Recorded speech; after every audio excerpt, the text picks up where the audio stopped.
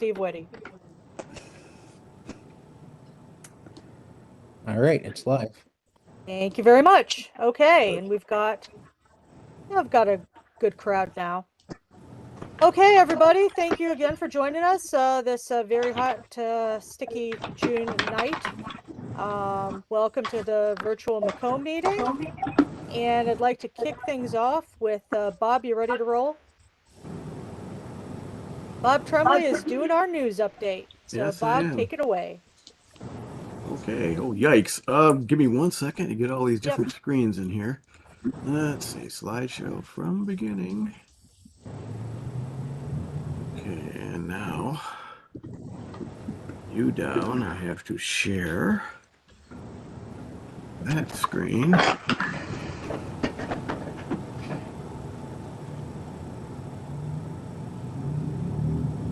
What a production this is.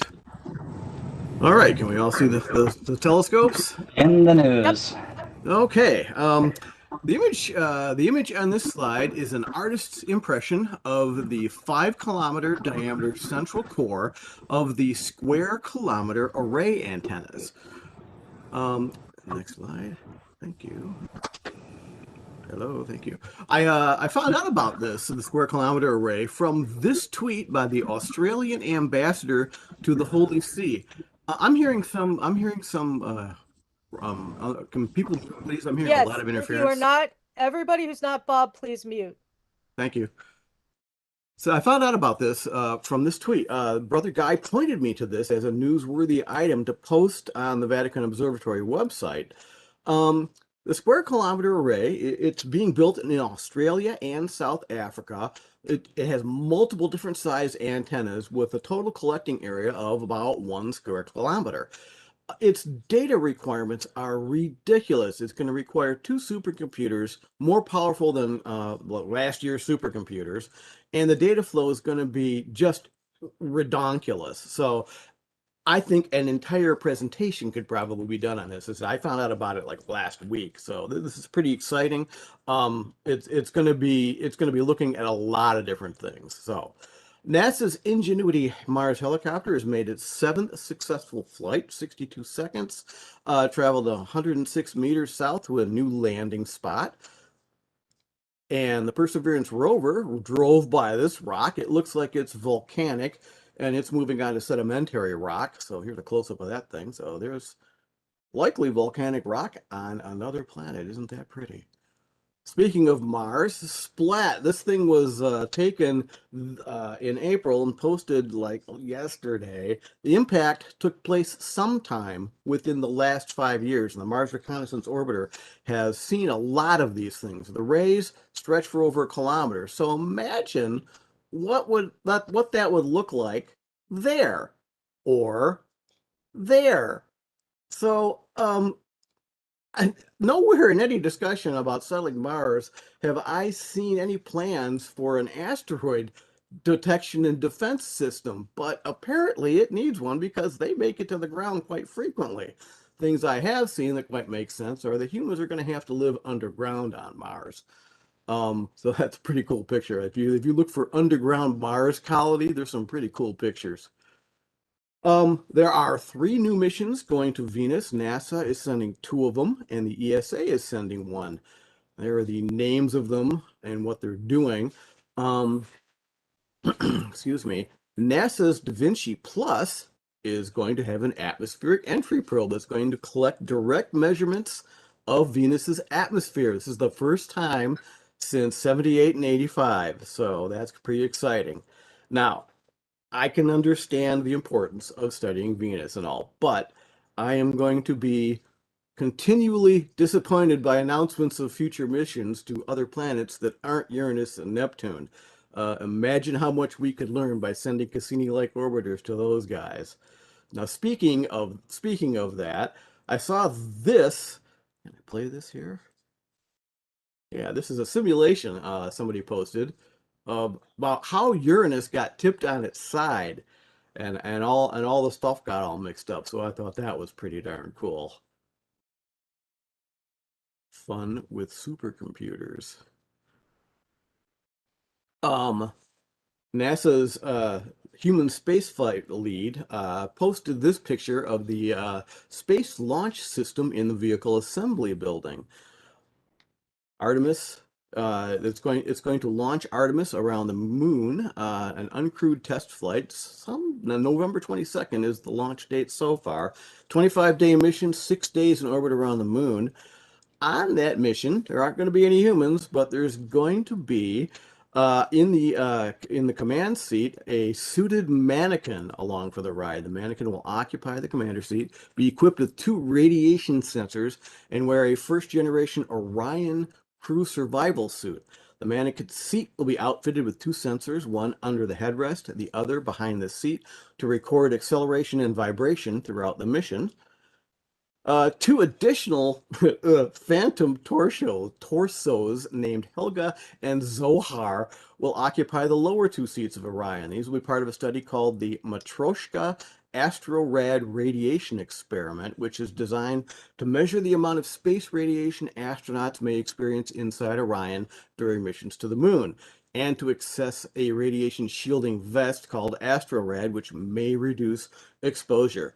Sure gets my vote. That's something I've been grousing about for a while, radiation exposure. Now, this picture on the NASA site that had the post was really tiny small, and when I saw it, it looked to me like some sort of giant alien face hugger wrapped around the torso. So, size matters, I guess. So this Artemis program, they're having a Name That Mannequin contest. So this was posted on every NASA site I could see on social media yesterday. They've got this bracket contest that started yesterday to name it. And here's your suggestions for the names. One of the comments underneath this on Twitter was by Kerbal Space Program, just suggesting that they name it Jeb. That got hundreds of likes, far more than any other comment on that post. And some helpful commenter filled out that bracket contest for us. So I thought that was pretty darn funny. The other app that I use, Space Engine, has just released an update that includes volumetric rings. I've shown Space Engine a couple times during my presentations, and this 3D effect with rocks and dust it's simply astounding, and I can't wait to show it during my next tour of the solar system. So that's Saturn, and there is the asteroid Chariklo, the ringed asteroid. So you can, it's got slider settings that you can bring even the most powerful system to its knees. So you can make it very pretty, but very slow. So one of the things I thought that was just blew me away in the news this week is this. Astronomy.com posted this on Twitter, followed it to this link. So for years, astronomers have been observing life's building blocks in the interstellar medium, the interstellar gas clouds. They've seen amino acids and the precursors of proteins and the precursors of ribonucleotides. Well, on Earth, cell membranes are all made of molecules called, I hope I get this right, phospholipids. Ethanolamine is a critical component of the simplest phospholipid. And 390 light years away from the center of the Milky Way, in this huge gas cloud, they found ethanolamine. So, and there's its chemical structure. So I have been for years, when I talk about the formation of solar systems, I mentioned that the precursors of life were already spread throughout those protoplanetary nebula. This is just another case of that. This is what makes me say, wow. So in the sky this week, the solar system, there's our inner solar system. Parker Solar Probe has whipped past Venus. It is not going to be doing another gravity assist for a while. The OSIRIS-REx has left Bennu, is on its way home, so that the in the eyes of the solar system here, you can finally tell those two aren't right on top of each other. The middle solar system, seen from the viewpoint of Earth here, Jupiter is rotating away from Saturn, and you'll see that in my viewpoint from the Earth.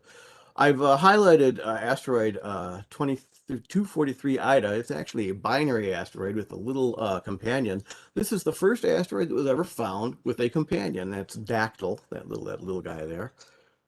There's the outer solar system. And I just like highlighting some other things, showing the stuff out there. And there's a lot of stuff out there. The sun today, we've got one sunspot, AR 2833. There's a close up of it, and there is a lot of coronal activity right on top of it. There's the moon this week, great for doing outreach. Next week, full moon, not so great for us astronomers, but the public still likes it. In the morning sky, Jupiter and Saturn. I used a stellarium, and for the next 2 weeks, I went every day in the morning, and I found several shadow transits. We've got one on the 19th, 23rd.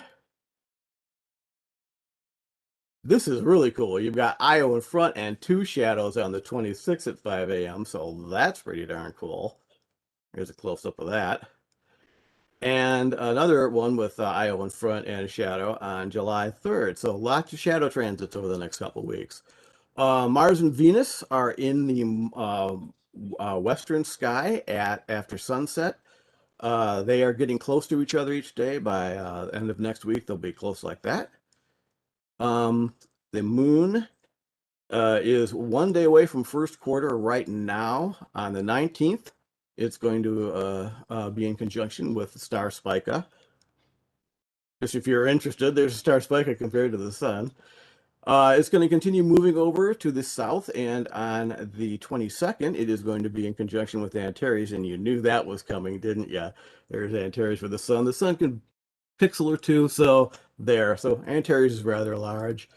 So it's going to move way over to the morning sky, and it's going to be in conjunction with Saturn on the 27th, between Saturn and Jupiter on the 28th, conjunction with Jupiter on the 29th, and continuing to move on. So this is what I call right here.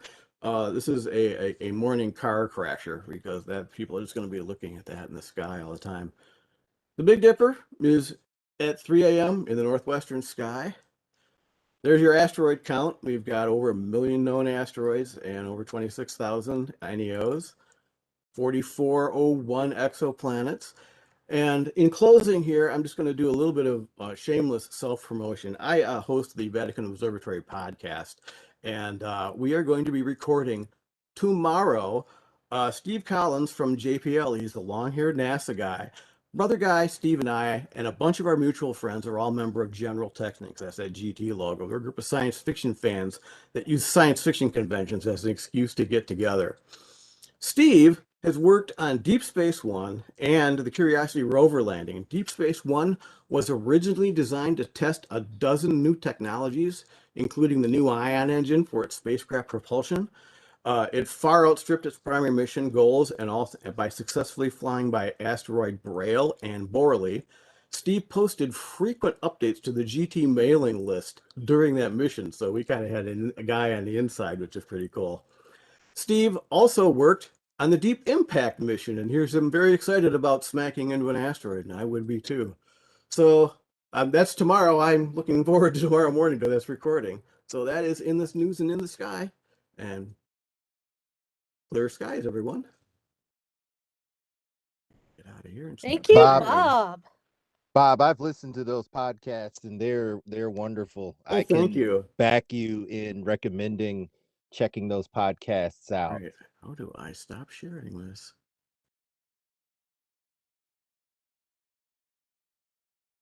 Okay, looks like the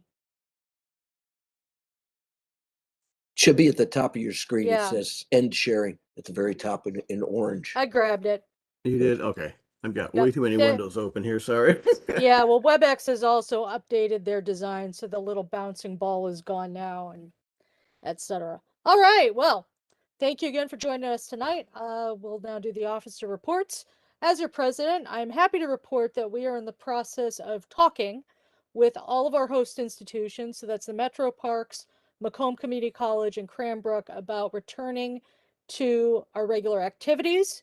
So at this point, we have received the reopening plan, such as it is from Cranbrook and from Macomb. It does not look like that plan is going to be workable for us at least until early autumn. So fingers crossed, we may be meeting in Cranbrook in September. I am going to be working on that over the course of the summer. And Macomb, their reopening plan is a little more detailed, and the criteria are a little more tricky. And of course, the room itself is smaller. So Dale Parton and I are going to be checking it out. And of course, the rest of the board will be weighing in to make sure that what we do when we go back to that room is safe, is functional. But there could be a possibility that Macomb stays virtual after we have returned to Cranbrook. So, and the picnic is still on. It is the fourth Saturday of August. We will be providing burgers and dogs and the vegetarian equivalent thereof, the buns and condiments that go with the burgers and dogs, and the pop. We've got Secretary Mark Kedzier and Publications Director Dale Teamy have signed up to be our grillmeisters. So we are very happy to have the gang back together for the picnic.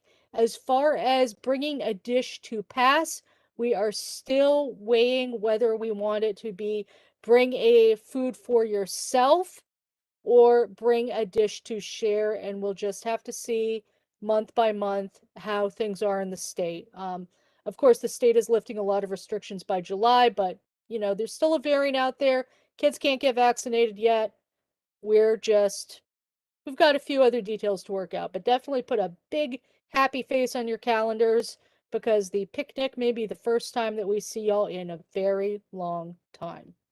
Latest news from the state of Michigan is mask requirements drop on June 22nd. Yes, but there's still, we haven't got that guidance yet from Macomb or from Cranbrook. I mean, I work for the state and they still want people who don't have vaccinations to be masked in the elevators, in the conference rooms, etc. So we're just going to see how that goes. Especially, you know, the last thing we want to do is make somebody's child under the age of 12 ill. Like that is not our mission. Our mission is education. Yeah. So that is a big stumbling block for the board, is the fact that kids under the age of 12 don't have a safe approved vaccine yet. When that comes, that'll definitely accelerate things and put everybody at ease because we miss presenting to kids. So anyway, still anticipating an August picnic. Bob is working out the details as far as whether or not we'll have any August events at the Metro Park prior to the picnic. And I can now pass things to Dr. Dale Parton for the program report. Okay, thank you, Diane. At our next meeting on July the 5th, Gary Ross will give a short presentation in search of R. Fornacis. The main presentation will be given by Doug Bach. He will be talking about 10 questions you have asked or will ask during your astronomy hobby. Then a month from now, on July 15, Brian Odom will be our speaker. His topic will be how to get started in astrophotography, maximize joy and minimize cost. So that might be of interest to a lot of people. Could possibly even suck me into finally doing some astrophotography. We will see. Beyond that, I'm always looking for speakers. If you've got an idea for something, either for a short presentation or a full-length one, please get in touch with me. Diane, back to you. All right, looking forward to the return of my buddy Brian. I haven't seen him since I got off the well, really since astronomy at the beach 2 years ago. Anywho, Riyadh, let us know how things are at Stargate. Thank you, Diane. Hello, everyone. I visited Stargate about 3 weeks ago. Everything is in good shape. Both buildings are fine. All the equipment is still there and everything is good. Did some, as usual, every time I go there, doing some dusting and cleaning. This time I found very few insects inside, so we so far at least, we're doing okay in terms of not having wasps on the inside of the building or the outside. So hopefully everything will be ready when we're ready to go back. During the picnic, I think the plan so far is to not have anything inside the building itself. So all activities will be outside the building, outside the observatory. So that's all I have at this time. And of course, keep in mind that we're still having the virtual observing through the Northern Cross Observatory whenever Doug is available. He has been available the last few months. So the next virtual open house is the 4th Saturday of this month. So that's coming up soon. Thank you. Indeed. All right. Thank you, Riyad. And yeah, it's good that we have fewer wasps this year, especially since poor Pat Brown isn't around to help us kill those wasps. Mark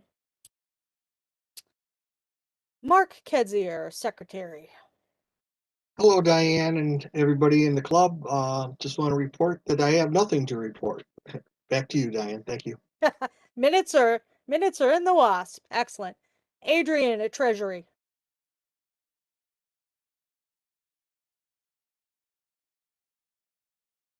All right. Sorry about the slight delay.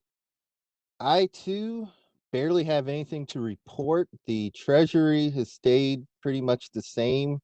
The checks finally cashed from the last report.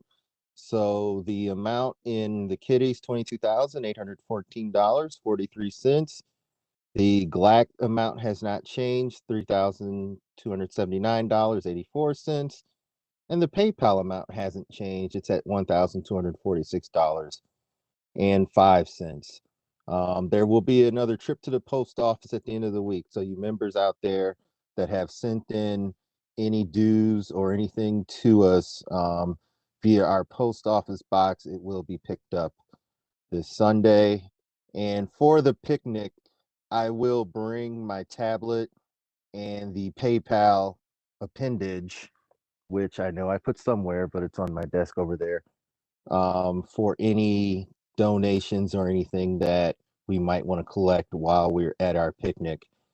I am fully expecting that by August, restrictions, one of two things are going to happen. Restrictions are going to be lifted completely, and or a vaccine is made available for young children or approved 12 and under. I think the Pfizer vaccine is being tested for that. Or there will be another outbreak thanks to another variant. So let's hope for A and not B, and that we're able to continue forward with the skies. As our president says, please be patient with us. We want you to be safe, and we want to show the night sky, and we want to show eyepieces. We want you to experience the night sky. We're working on ways around it. So that is all for my report. Thank you, Adrian. And Bob Tremblay at Outreach. I wish I had more to report, like people were doing presentations like crazy at libraries and showing kids stuff, but I really don't. I'm sorry. Now, the one thing that Adrian was mentioning in our GLAC meeting last week, we were talking about, are we going to return to in-person astronomy at the beach, or are we going to do a hybrid, or what are we going to do? And Brian Adam brought up a really good point. We don't have enough information right now from the parks, because we don't know what the parks policy is going to be 3 months down the road. So what Brian is in the process of doing is he's making a MailChimp survey that I'm going to be sending it out to all the club members. Would you feel comfortable being at an in-person event? Would you be interested in bringing your telescope if you were fully vaccinated? A whole bunch of questions like that. I ran through it today. So as soon as we get that okayed by Brian, I'll be sending that out. So we're still up in the air with what we're going to be doing at astronomy at the beach, whether it's going to be in person, virtual, or a hybrid yet. Don't know. So that's pretty much it for outreach. Yep, All my right. name's Adrian Bradley. I approve of that message. I still am doing, and I'll put myself I'm not going to put myself on a face because it takes time. I am still doing the Explore Scientific star parties every Tuesday.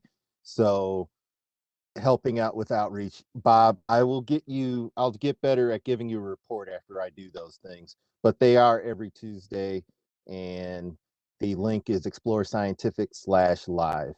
So we are doing some outreach where we can. All right. And finally, Dale teaming at Publications. Dale is actually on Michigan soil right now. Apparently.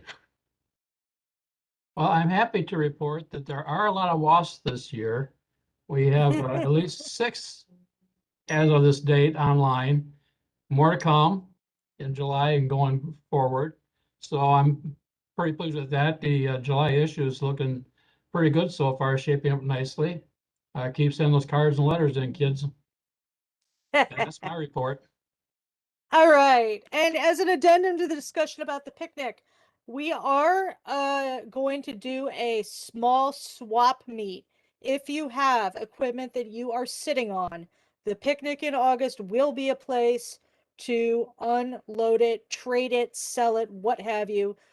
We have received some donations that we will be trying to find a good home for. And of course, we always have excess gear in the Dobbs shed. So plan on there being a swap meet at the picnic. We will include that in the advertisements in the next WASP. All right, special interest groups. Bob showed us the sun. Solar Marty's not here. Bob, do you have anything else to say about the sun, that active region, etc.? Okay. It's come on, spaceweather.com says it's calm, no flare activity, so yay for us. Cool. Double Star Group will convene maybe as soon as the August picnic, weather permitting. Hopefully, yes. Discussion group will take the place of the virtual open house in the event that we are clouded out and or Doug is not available. So stay tuned to the email blast next week for that. We have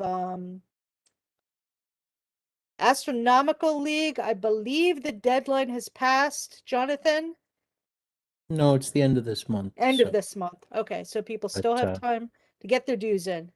I am planning to oversee the renewal with the Astronomical League, but I'm planning to make this my last renewal as Astronomical League coordinator. So if we want to stay in the Astronomical League, we're going to need to find somebody new to work with them. Yeah, and that's not a board position, remember, y'all. It's a subgroup captain, so anybody can step forward. You don't have to be elected. Just let us or Jonathan know that you are interested in being the new Alcor. And astrophotography. I don't see the usual suspects tonight.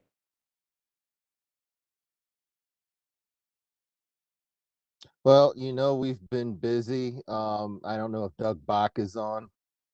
I don't see him. I messaged him earlier and I haven't had a response. Yeah, well, we've been busy.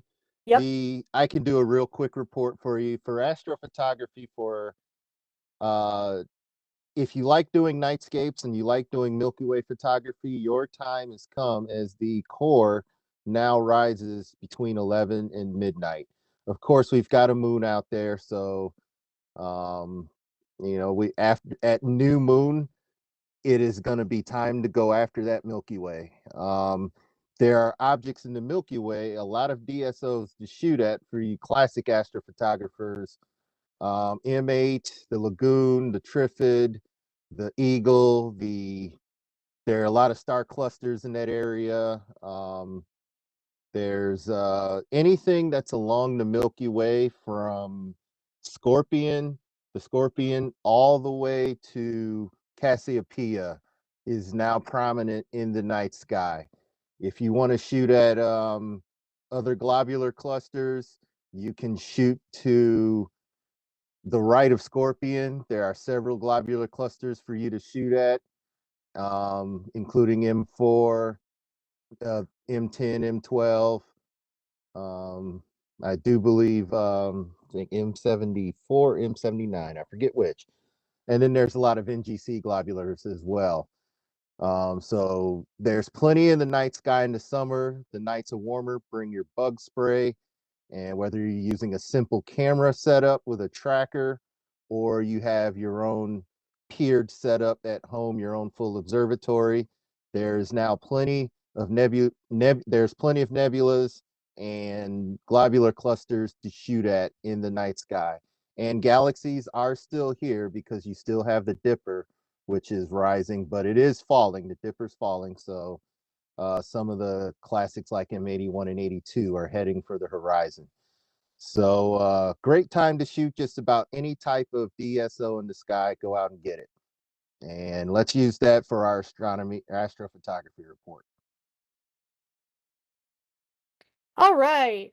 And that concludes our subgroup report. We now have some time for observing reports. And given what happened last week, I expect at least a couple of good ones. Who wants to go first? Raise your I'd like hand. to. All right, Ken, take it away. Well, I went out and I went over to Drake Field, which is just south of Maple and on Drake Road. It's a softball complex, has nice visions to the east, to the west. Got out there and there were a couple of cars there. I met a couple of people and they may be coming to join us eventually. Anyway, I had my solar binoculars out and it looked like it was not promising at first. It was cloudy. It looked like it, but apparently the sun must have burned off some of those clouds because when it rose, there the moon was at about 50% covering the surface of the sun. And it was very compelling. It was nice to see. We actually could see a small sunspot just to the right of it, of the object, and watched it for about the next, I think, 40 to 50 minutes, and then it was gone. I took an iPhone shot just for my own memory, but it was very, very compelling and very enjoyable. And I know that a lot of other people did some really nice photography with it. And like I say, I don't like to do that much photography because I got all you guys to do it. So, because you're really good at it. So anyway, that's my observing report. It was really compelling and enjoyed it, obviously. All right, very good. Who else has an eclipse report for us? I see Mark Kedzier's hand up. Oh, good. Thank you, Diane. I observed the partial eclipse with my wife. We were standing out in an Amish cornfield somewhere in Harrison, Michigan. And I sent the report into our esteemed publications director and got a real nice view of it. It was a little hazy. Got first glimpse of the sun around 6:02 and it ended about 6:40. And it was approximately about 55% there. But it was great views, and I was doing some outreach. People were coming by and asking if I was admiring the sunrise, and I says, well, I'm actually admiring the partial eclipse, which they didn't know about. So I had some extra glasses, so I passed them along. Nice. And give them a little thing. So that worked out really nice. They're pretty excited about that. And I did send a picture. My wife went in the car and she took a picture on the iPhone of just the sunrise, and she happened to get a reflection of the partial eclipse. It must have reflected off her iPhone or something, but you could see the sun and then her partial eclipse, which was reversed. So that was pretty cool. So I think I sent the image to our publications director, everybody. So that was pretty exciting. Yes, indeed. Okay, next hand. I've got one, of course. Oh, yeah. Adrian went on a trip. What you got? Well, I will share the partial eclipse picture that I took. You should be able to see it. Essentially, it should be similar to what Mark Kedzier just described. From our latitudes, this was basically what we got. This was an image that I shared with. I was a part of a global eclipse watch. I'm getting into all these global things. It's pretty amazing what's happening. But so this is a picture I just quickly took with the iPhone, just so that I could have an image to share while I was using my DSLR to get some other images. You can see all the bugs that were swarming around, but this is an image that got reproduced on a couple of the the eclipse watch programs that were going on. So fairly simple. The sun shone through the clouds. You could see it eclipsed, and I was able to get a good picture of it directly with my iPhone. I don't recommend doing this a lot. It has to be perfect conditions for you to be able to take a shot of the sun without it flashing. You can see, if you look at Mark's picture, her sunshot, it's all light. You can't really see it. That's what usually happens. This was a unique opportunity, so I took it. I've got a few other shots, but I've talked enough during this report, and I will give someone else the floor. But it was a wonderful trip. Point O'Bark Lighthouse in the Thumb, overlooking Lake Huron. Beautiful day, and I got lucky that the clouds didn't overcome the eclipse sun. So that is my eclipse observing report. I've also done some Milky Way photography lately, so that was fun. And that is it for my observing report. Nice. Who else? Diane, I can drop in and share a couple pics. Yes, please. So I caught the eclipse from Anchor Bay. Oh, wow. Park alongside of Jefferson Road, Brandenburg Park. They got a nice pier there. And I don't know if you guys can see my screen. Oh, there we go. Is that showing up? It is. Ooh, Yeah, I Yes, like it's a it. beautiful, beautiful eclipse rise. Yeah, thanks. Yeah. Yeah, I have one of those. Your picture is every bit as beautiful, if not more clear, than the one that I got. Yeah, I got pretty lucky. We had just the right amount of haze coming off of the lake. And, Yep. You got that morning fog that hadn't burned off yet. It was, tempting to look at it visually, but obviously you can't do that. And you got a bird. Yeah, Yeah, and you I got a got bird. I'm not sure what kind of bird it is, but It's kind of and goose-like. yeah, there was another, kind of a wider angle, and then one No. little bit Oh, there, yeah. to clear the fog. So kind of cool. It was a nice experience. And they did, I did send it to Macomb, actually the Voice News, and they published it in the Voice News and in the Macomb Daily, and they actually mentioned, they had put my name in there, credit to my name, and it's a member of Warren Astronomical Society. So we did get a little cheap plug in there too. Cool. So you did. I know you asked if it was okay to do, and I told you, Yeah. hey, you can do it if you want, or just take credit. It's great. It's great to be published, and it's a very kind gesture of you to mention the was along with your photo. It's a beautiful. It is easily one of the more beautiful photos of the eclipse of the many that I've seen that were taken. Well, thank you. So Appreciate it. you did an awesome job. Looking at the eclipse, you do have to be very, very careful. I like, what you said, and Ken Burden, don't look at it directly unless you know what you're doing. Yeah, those long wavelengths will still get through and can do that. They'll burn your eyes out. So Yeah. yeah.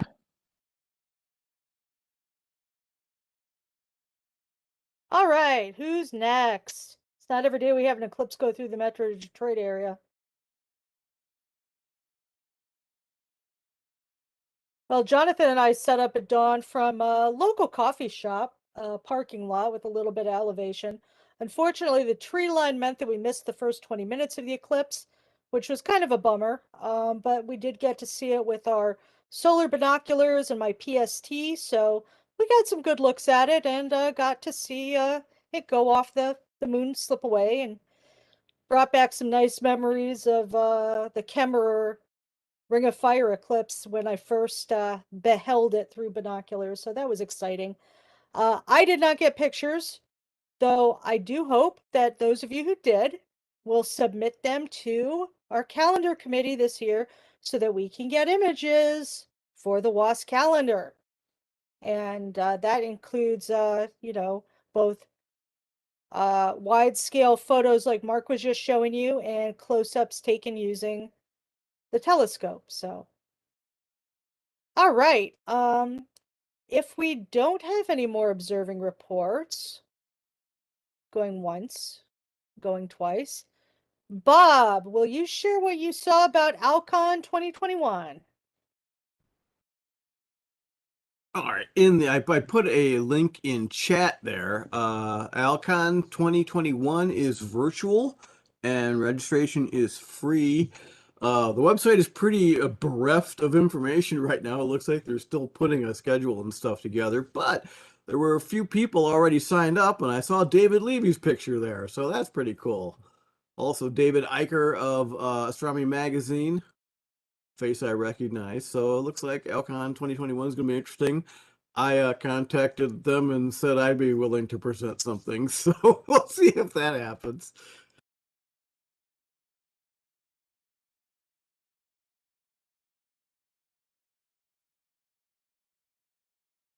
All right. Well, in that case, let's take a break. We can come back in 20 minutes for our feature presentation. So grab a snack, grab a drink, take a bio break, throw your beautiful astro photographs up for everybody to see, and we'll see y'all at 8:35. I have one shot while you're away, just a quick shot of Throw it up now, Ken. Yeah, let's see it. It's just a quick iPad shot. Let me see if I can do that for you. Yeah, there it is. That'll do it. It's just an iPhone shot, and it was just quick, and it was near the end of it. I think you're going to get to see it now. Yes. Up there yet? Says I'm sharing, but I don't see it. It looks like a shot. Yeah, It's up there. it's a shot. It's up there. Yeah, okay. There it is. That's what I got. And it was that's not very good, but it was right near the end of it. And I just said, oh, I better do this. And there it is. Not wonderful, but okay. It's a memory. Okay. Have a good day. Got a shot of it, and that's what counts. Yeah. I'll share another shot that I got. I got a rock. Yeah, here I'll jump the screen and let's see if I've got. So okay, so Ken Burton will stop sharing as soon as I start. I'm getting out. I'm out. No, I jumped you out of there. That's so good. This is similar to your shot, Mark. That I love that crescent sun peeking through the. This is probably the shot that should have gone around the world.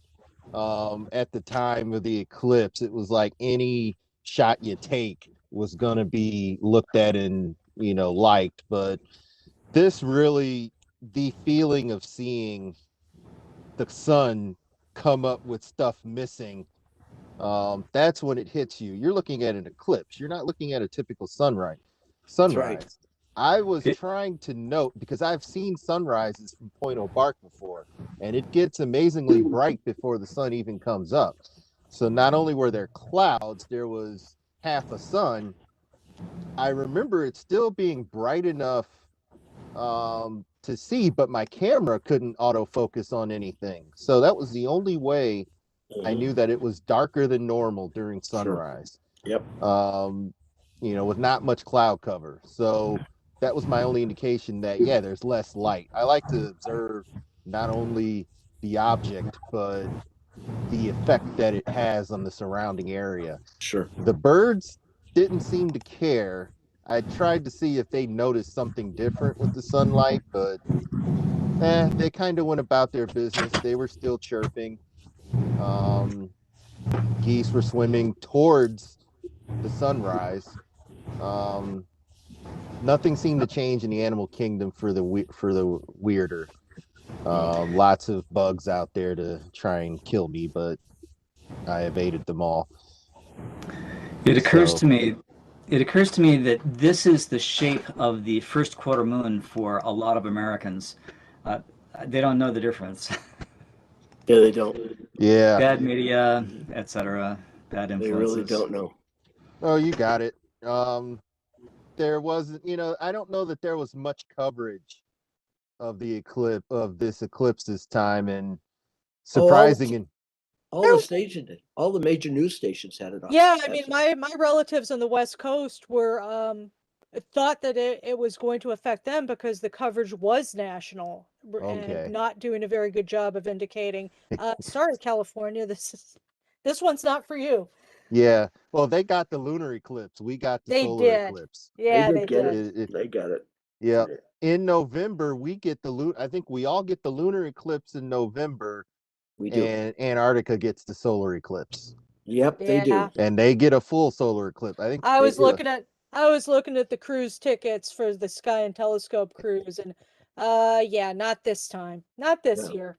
I didn't see what were the prices on it. I didn't see it. Like 35 grand. 35 grand. Yeah. Fred Espenak is going down with the Spears group, and I think it's not nearly that much. Yeah, I'm gonna need a new car before Yeah. I You get a hold of Spears get out of Well, Oklahoma. They're very reasonable, and they get a lot of participants, so they can knock that price down a little bit. Well, that's cool. Yeah. But I is think, that go Gary ahead, you know, Adrian. for a gallon of for a fill up in 2024 is all it might cost, and maybe a little food, and we can see a total solar eclipse near us. Yeah, it's April the though. I think clouds. we're gonna go down to Mexico. Some are going to Mexico, some are going to Texas. I don't trust our skies in April. Espenak is going to Texas, to Mexico, without question. Yeah, that everyone's gonna leave, and then people will be like, "Why leave?" And then when they don't see the eclipse, they'll be like, "Oh, that's why they left." Yeah. I'm tempted to try it just because, having seen it in 2017, I will probably have to be an ambassador for it for the people of my family that, and church family that are those that want to see a solar eclipse. This is their best opportunity if the clouds cooperate, because I doubt they aren't going to travel. I traveled in 2017 with my kids and got to see the whole thing. My aunt and cousin, an hour away in Nashville, a cloud covered totality. They didn't see it. Yep, that's what you told me. Yeah, I told you that, Ken. I almost wish I had told them to come observe it with me, because they would have seen it along with. We saw everything. It was Where beautiful. were you? I was in White House, Tennessee, an hour okay. away from Nashville. I Right, think due that's what you north. said. Yeah. Yep. Yeah, it turned out to be a perfect location for it. Yep. I was. Go ahead, Ken. We were out in Wyoming, and that was Bob Bird and I went out there with his son, and it was a little bit of high stratus, but it didn't block anything. I mean, it really didn't. You just saw it great. And Alan and Cheryl went out to with the Tetons, I think, or something like that. It wasn't the Tetons. Mm-hmm. Okay. They went out west, farther out west. I'm trying to remember the name of the mountain range it's on. But anyway, there's a lot of people that pretty much, I'll tell you, Adrian, it was pretty clear across the entire country. There were only a few places that had any issues. And Nashville, Tennessee was one of them. Right. I mean, you just, people got up and left too. There were others that drove down the road, as it were, to when they looked like the prognosis for the weather wasn't good. A lot of people saw it. It was great. It was super for me, seeing as many as I have, and then having all these people get to see it for the first time. Good kid, girl. She's good. Yeah. She's good, and we love her. Yeah. Lady is good. We hear our president. Yeah. But yeah, eclipse chasing. I just don't have the funds to eclipse chase, but I wish I did.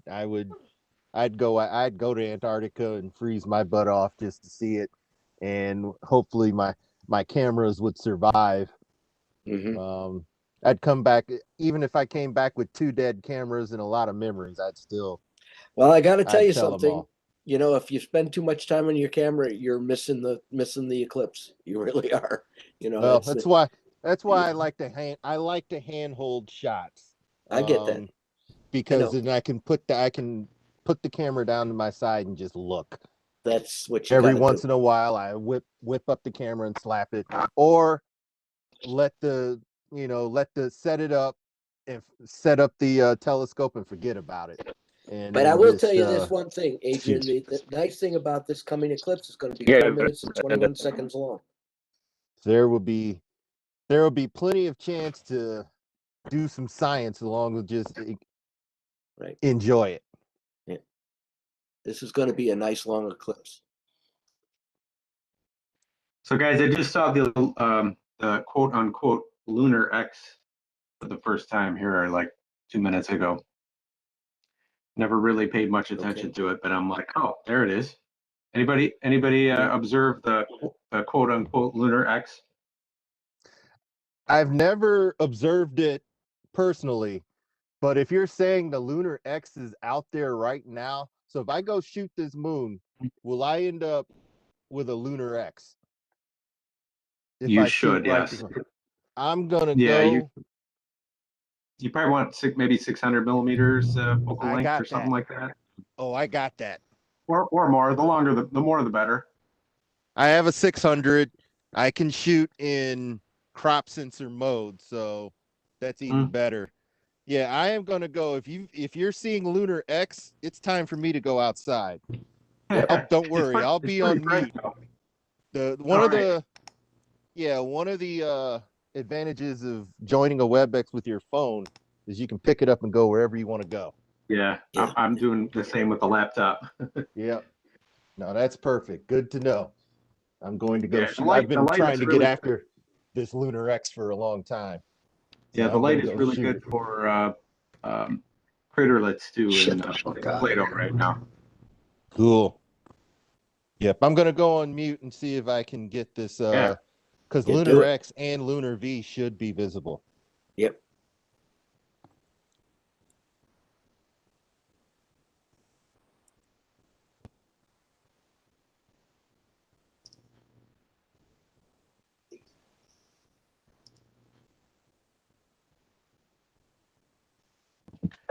Maybe it's time to buy a webcam. I could just drop a webcam and go live view. I know. Who's raising? Is somebody sharing screen right now? Straight from the State Department. Here we go. Yeah.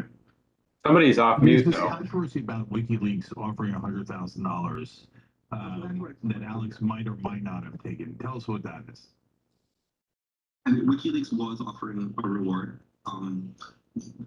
They've sort of done these weird self. Hey, Chris Rizzo, you're off of mute. Released information. I don't know if you want to share your video with everybody. That they've supported, like a lot of the information in the. Yeah, WikiLeaks. They have such a shitty track record, don't they? At WikiLeaks, they're always doing these. Chris Rizzo. They're so stupid. The WikiLeaks. Chris Rizzo, go on mute. Had to retract anything. Nothing. Whereas this guy, from the moment he started, he had to start correcting he corrected the Young Turks at the top, and then he's been bullshitting ever since. He's not an expert, hasn't written a fucking anything. Can the host mute them? Yeah, I don't see. They must have stepped away though. I just sent him a chat. I don't know. Says he's from Brooklyn. That's their Syrian expert. He's out of Langley, Virginia. CW draft confirms reporting. I'm gonna have to put earplugs in. I think I heard a curse word. That civil defense, the white helmets were being incredibly helpful to the OPCW, and so I mean, the hosts can mute. It's hard to it's hard to make a complete judgment on what the voters. I don't think I'm the only host, but I can mute. Mute Chris. Great. There you go. That's better. Maybe we need more hosts than just me and Diane.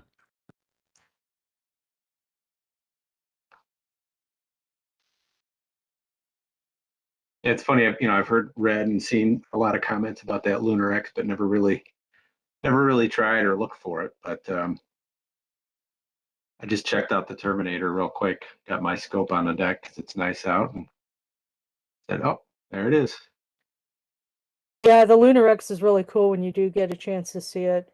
That in the wall, it's like, yeah, that's worth the wait. Yeah, straight walls, pretty cool. So I'm out here. Hopefully I'm not breaking up.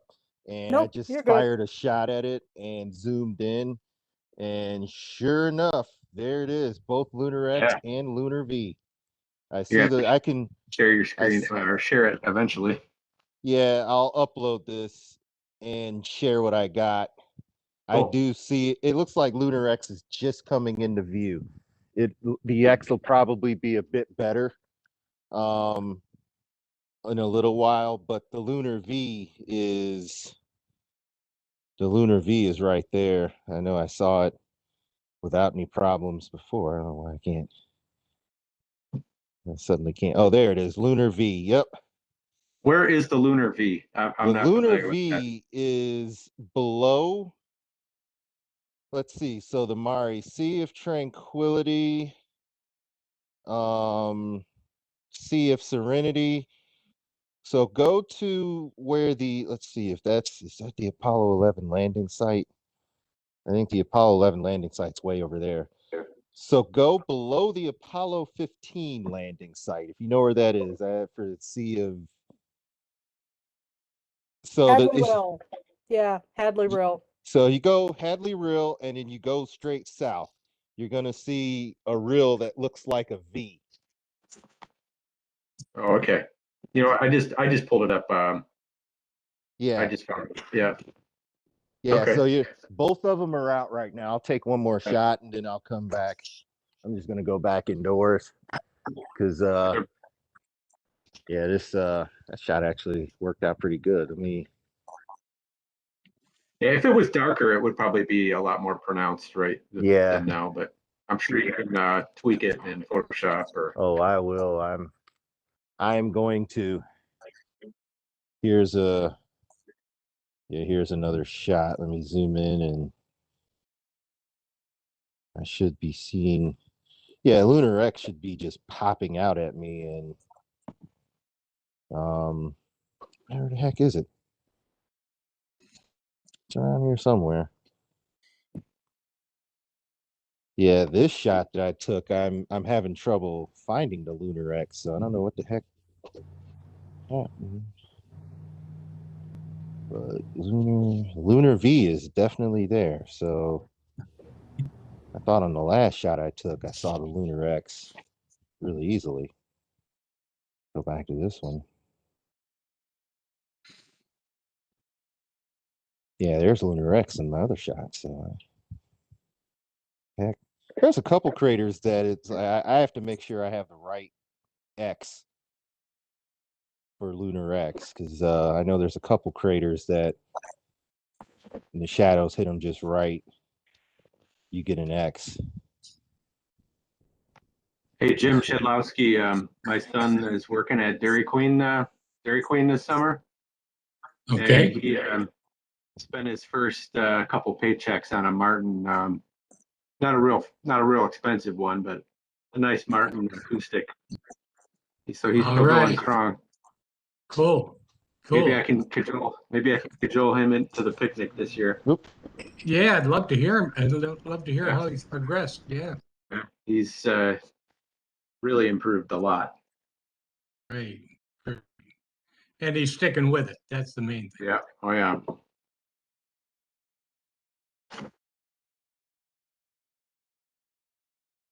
All right, we'll just give it a couple more minutes for everybody to filter back. Including our back from bio break. Yeah, I know, but filter, I mean, that's an astronomical term of sorts. So they're filtering back. I like it. All right, I see Steve. I saw Steven for a second. Hey, what you got there, Bob? Oh, nice.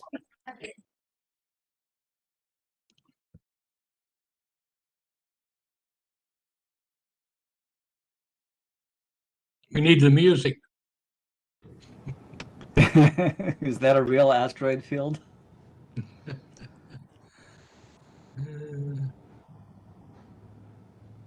All right, we've got Steven. As soon as I hear that Dale Parton is back, we will be up and rolling.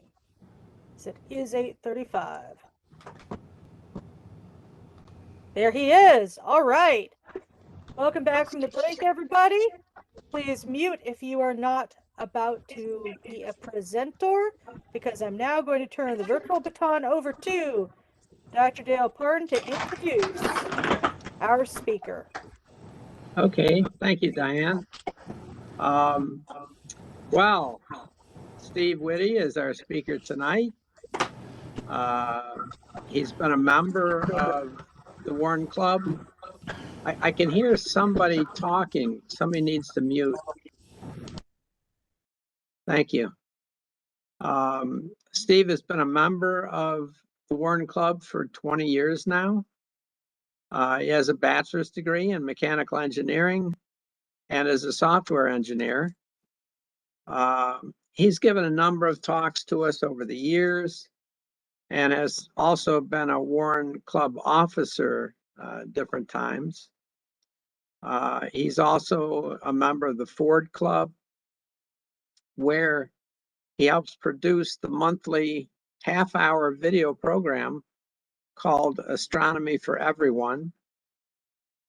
Since 2009, has been shown on YouTube and on cable TV in some locations. And there are over 140 episodes that are accessible. Steve's topic tonight is rather scary sounding: death from the skies. Steve, you're on. Yeah, thanks, thanks, Dale. So, as a last-minute thought, I wanted to show the book cover of the book that I've taken this from. So Phil Plait talked about his first book, which was called Bad Astronomy, and this is his second 2008 book, Death from the Skies. So I don't have the book. I have the Kindle app. I have the book. I read it on the phone. And so this is not the cover, but the splash sheet when you open up the book. So the cover is in color, and this is what you get when you open it up. Anyway, that's the best I could do as a last-minute thought. Let's see. Where is my? There we go. So with that. Where's my controller? Oh, maybe I can just click. Okay. So with that, I can get started. So there are a bunch of chapters, and I'm basically following the book as it goes. I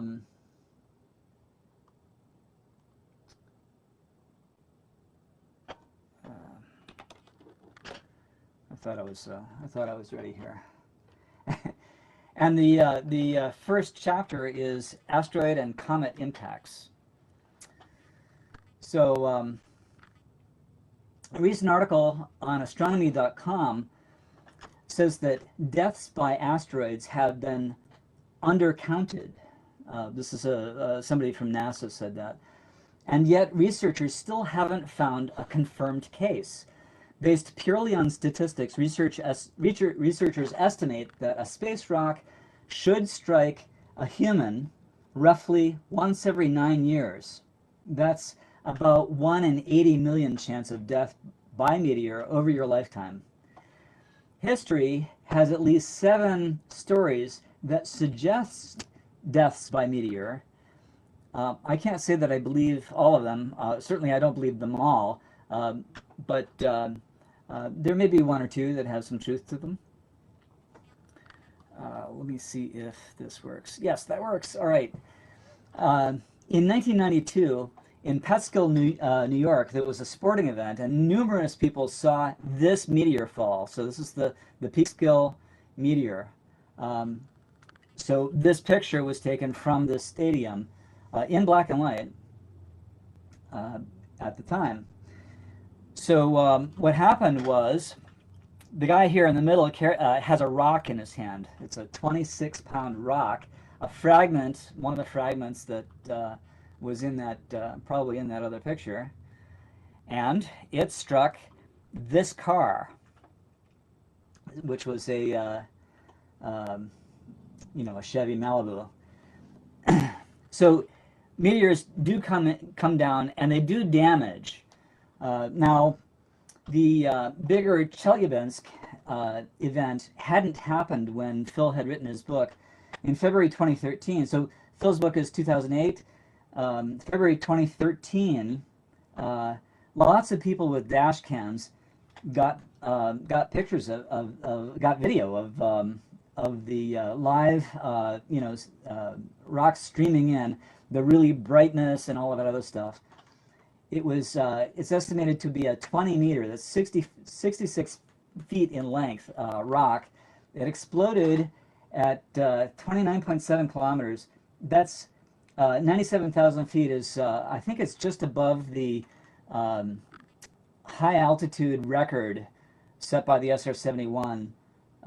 So airplanes aren't quite that high at best.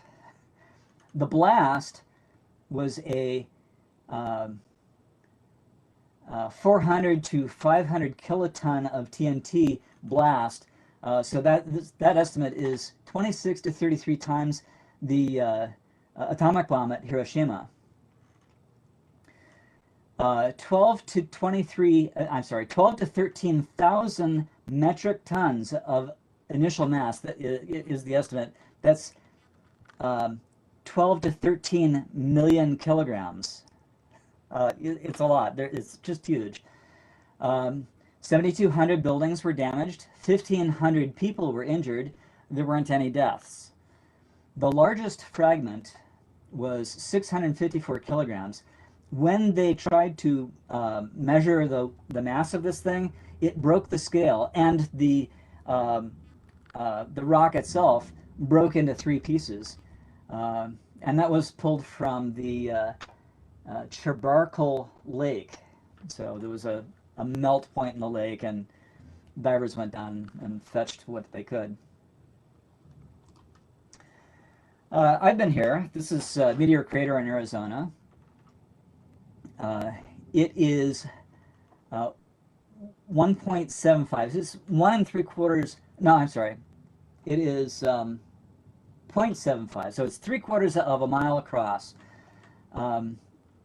The impact about 50,000 years ago, the original impactor is estimated to have been about 50 meters. So it's pretty big.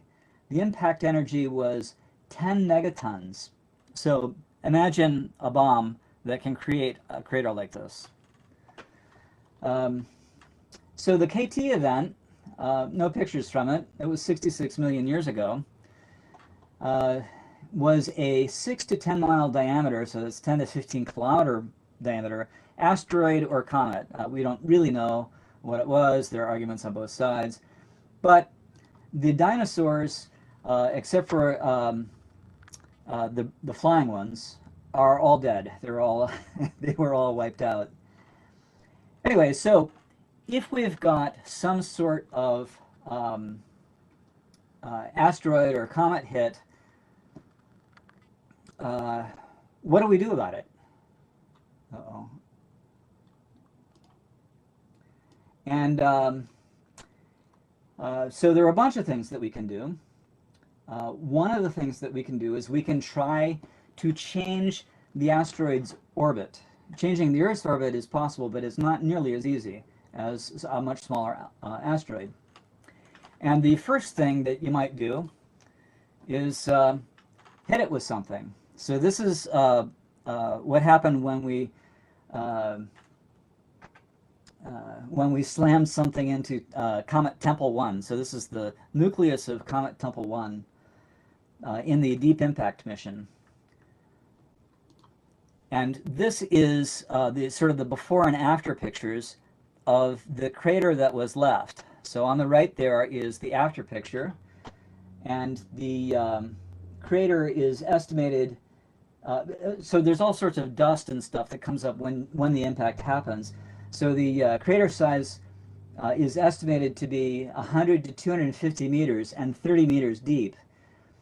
Now, this impact was not expected to change the orbit of Comet Tempel 1 in any significant way. I looked, but I couldn't find anything where anybody actually tried to measure it. But in any case, comets have jets and such, and it may be impossible to measure something like this. So a variant of this idea, which is make a big thing and slam it into the object that you're trying to move. A variant of that is to just fly your rocket straight into it. Hopefully you're not on board. Do it do it remotely. And that could be better. You could get higher speed than was done here. This wasn't that fast.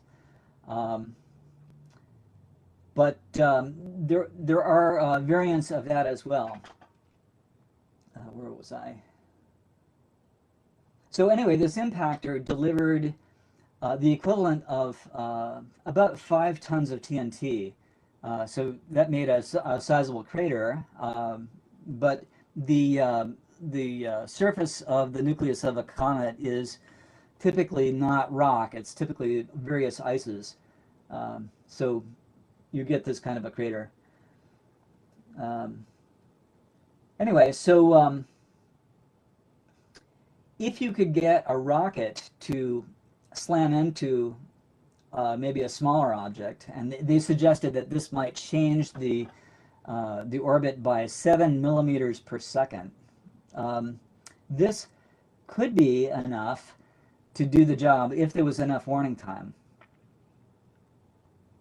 A variant of it is to plant a rocket, actually plant a rocket in a landing, and have the rocket basically land nose first on the object, and then just thrust.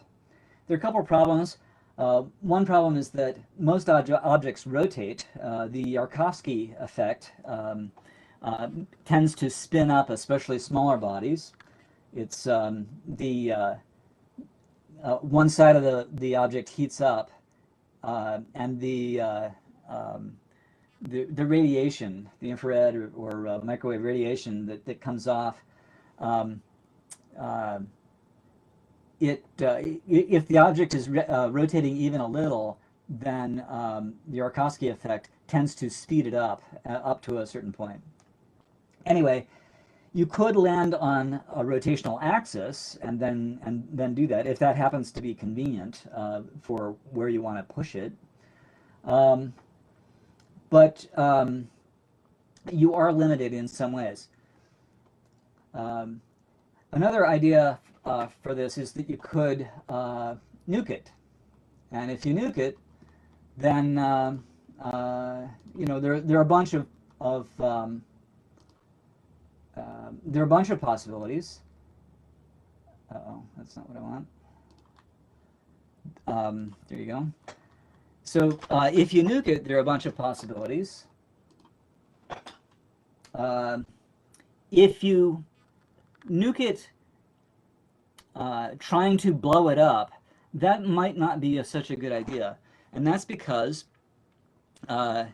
if you fragment it and all of the particles still hit the Earth, then you're still imparting the same amount of energy to Earth. It may actually be worse because the smaller particles are spread out, and so you're delivering the energy, or maybe even more of the energy, faster than you would if it was just one object. It might in fact be better to just leave it alone. Let's see. Another idea is to nuke just one surface of it. The idea is to vaporize the surface and have that basically provide the thrust in some direction. You may need more than one nuke blast to get the effect that you really need, but it should work at least in principle. Again, if you don't know the composition of the rock, you might do something that you didn't intend for it. So there are sort of two ideas on what an asteroid might be composed of. It might be just a big hunk of iron or metal, and it might be very difficult to get it to do much of anything in terms of even splitting it. The other thing is that it could be a rubble pile, and it turns out where you might think that a rubble pile would be easy to break up because it's being held together loosely, it turns out that rubble piles are really good at absorbing impact energy in place. So we have all sorts of asteroids. They've got craters, and they've got sometimes they've got very big craters, and you'd think, oh, why didn't this object break up? Am I only seeing asteroids that didn't break up? Well, we've got a lot of these things that have these large impacts. And tests on the ground, NASA has a cannon for high-speed impacts. Tests on these rubble pile-like objects show that the objects tend to absorb the energy in place. They don't break up. They tend to do that. So then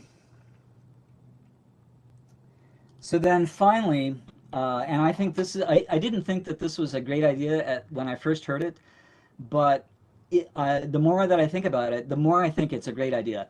It's the gravity tractor. So you have a rocket, you park it in the, you park it on one side of the asteroid, sort of in the direction that you want the asteroid's orbit to change toward.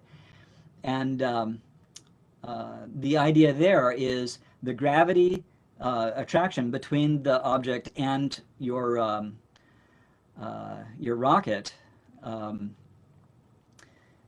is what changes the your object's orbit. So we know that the gravity isn't going to deform the object. It's not going to break it up. It doesn't matter if the object is spinning. All of those things are you don't even care. You do have to be careful that when you're positioning your rocket, that you don't thrust directly at the object that you're trying to move, because that would completely defeat the gravity effect. It has been estimated that Apophis, which is a 370 meter object, a 1-ton rocket parked near Apophis for 2 years, if you've got 2 years of warning, and Apophis has got an orbit that's pretty well understood, and you'd usually have like 7 or 8 years at least, but 2 years would be enough with a gravity tractor to actually change the orbit of Apophis enough to like miss a keyhole or whatever it is that you need to do.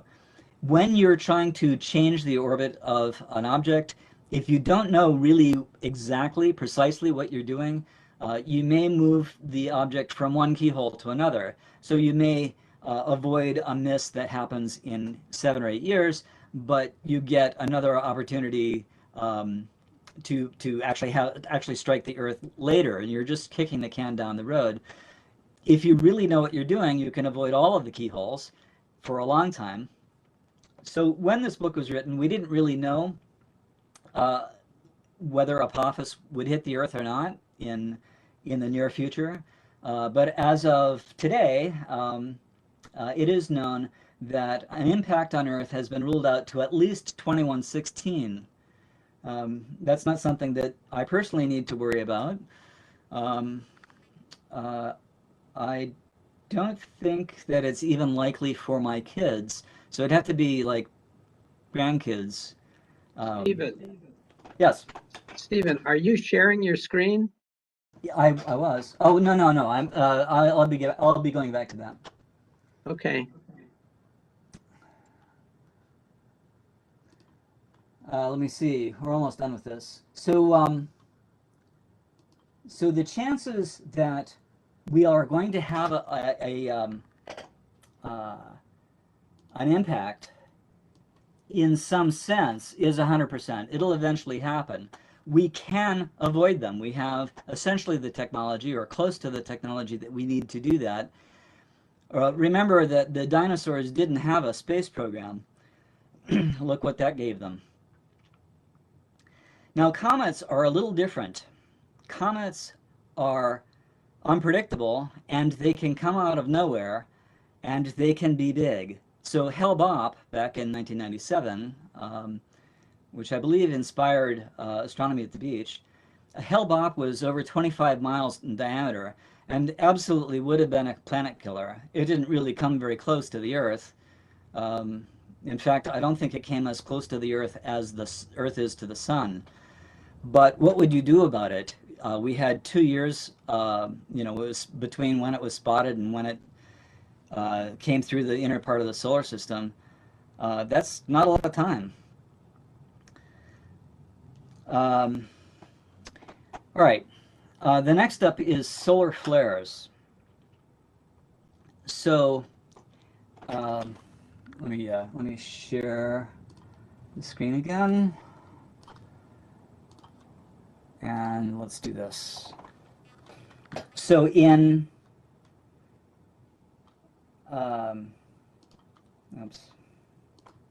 in 1859, there was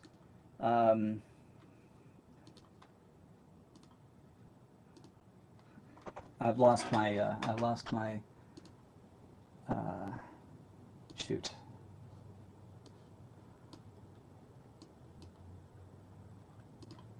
I'm sorry, technical difficulty here. I lost my script. It's around here somewhere. Here we go. So in 1859, there was the Carrington event. This same year, there was a book about solar cycles was published. So this was kind of, you know, early in the, we know something about the sun. And what happened was a coronal mass ejection, which is, you know, big hunk of plasma, you know, billions of tons, that kind of thing, hit the Earth's magnetic field, causing the magnetic field to sort of ring. It would bounce in and out. Now, a moving magnetic field induces current in a wire. Back in 1859, the big technology was telegraphs. Some telegraph operators removed the batteries and were still able to transmit and receive messages just by the ringing of the Earth's magnetic field. Some telegraph stations caught fire. Anyway, the blast of ions from this event should have reduced the ozone layer, the Earth's ozone layer, by 4%, which should cause some skin cancer via ultraviolet radiation, which the ozone layer protects us from. Also, nitrous oxide, NO2, was formed, leading to some acid rain. I don't know that that was documented at the time, but that's what we expect to have happened.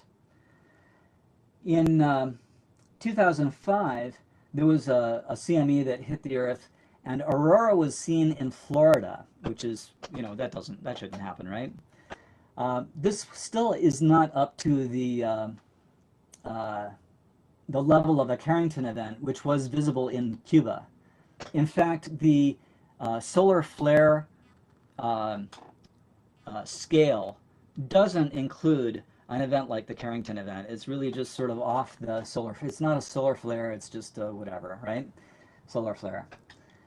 Now, if you remember, in 2012, the Earth was destroyed, right? Isn't that what the movie said, and everybody else was saying what's going to happen? Well, in July of 2012, a CME was exploded off of the sun, comparable to the Carrington event from 1859. And the event was observed. It missed the Earth by about 9 days. It did hit the Stereo A spacecraft, which survived and recorded data. Now, what had happened was that 4 days before this event, a smaller CME was launched from about the same site, so in the same direction, and it cleared the interplanetary medium. So when the larger CME went out second, it then moved very quickly out, and it arrived at the Earth's orbit distance in 14.6 hours. This was faster than the Carrington event in 1859. Apparently, Carrington was really watching this. Damage estimates were between 600 billion and 2.6 trillion had it actually hit the Earth. Estimated recovery time was 4 to 10 years. The CME covered about 120 degrees away from the sun, so there was approximately a 1/3 chance that it would hit the Earth.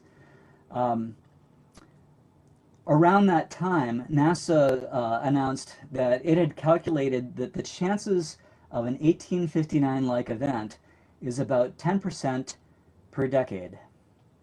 So I did the math, and between the actual Carrington event and today, we've had an 82% chance of having another Carrington event. Now you could say, oh, we were lucky. You could say, oh, we're due for another. But if you look at the next 10 years or the next decade, the next arbitrary bit, it's still 10%. That's the way statistics works. And then the follow-on, it's 10%. Or if you've just had an event like this, the next decade, you still have 10%. It doesn't matter what the history is. Now, as with asteroid impacts, there are ways to mitigate the damage done by flares and coronal mass ejections.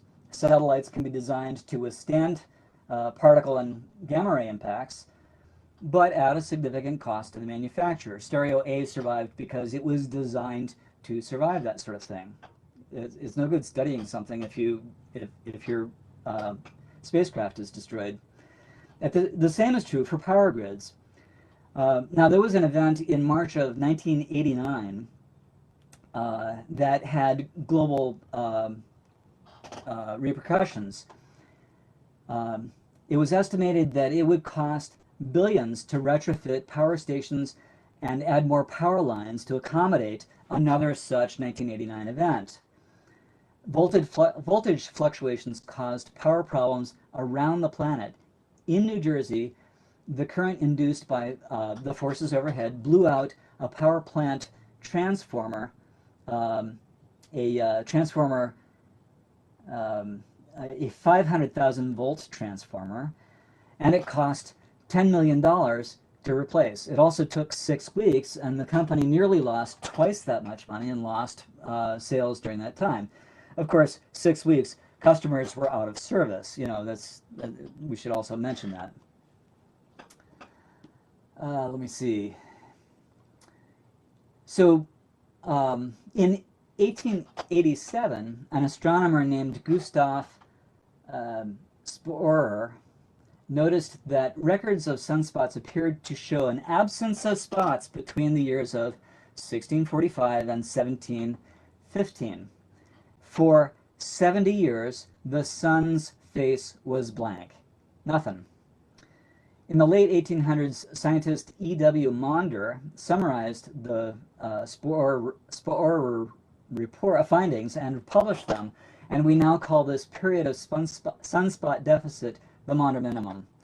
Also, the Little Ice Age. This really affected Europe the most. People ice skated on the Thames River, for example, but it didn't have as much effect elsewhere. And I don't think we really know what that's all about, but it could be something like a disruption of the Gulf Stream. I don't know. The recent power failure in Texas, that is this winter, shows that despite knowing how to create stable power, we're clearly too stupid to do it. We have the tech to protect ourselves from the sun, but will we spend the money?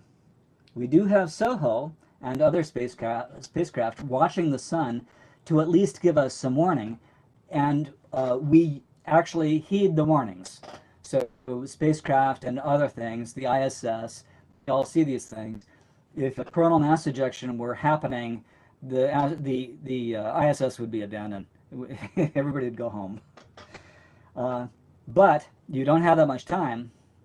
14.6 hours for the 2012 version. Anyway, so next up is supernovae.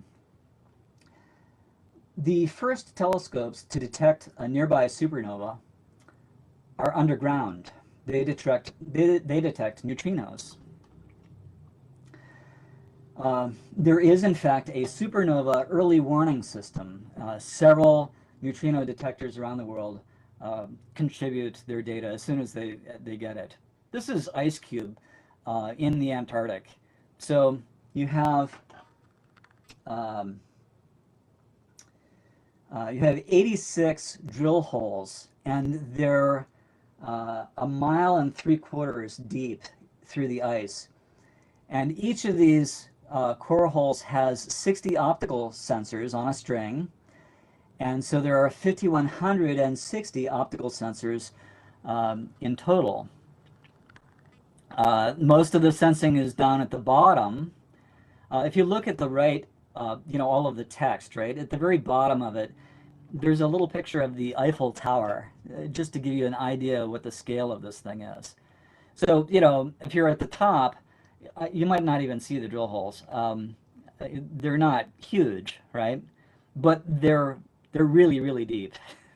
Anyway, this is one of the neutrino detectors, and it's actually a very good one that would tell us of a supernova coming our way or about to hit us. You don't get that much warning time. So in 1054, a supernova was as bright as Venus. We now know that it took place 6,500 light years away, right? And the Crab Nebula, as shown, is the current result as it has expanded. A supernova that was only 500 light years away would be as bright as the moon. It wouldn't be particularly hot because the moon isn't particularly hot, and that would be what would be driving that. But it would be visible during the day. So when Spica detonates, and it will eventually, that's what we should expect. It'll be a great show, and it'll be a great show you can watch during the day, but it won't really hurt us that much, we don't think. Now, stars that are more than about 20 times the mass of the sun fuse atoms up to iron. But when you get to iron, that's the end of the fusion trail.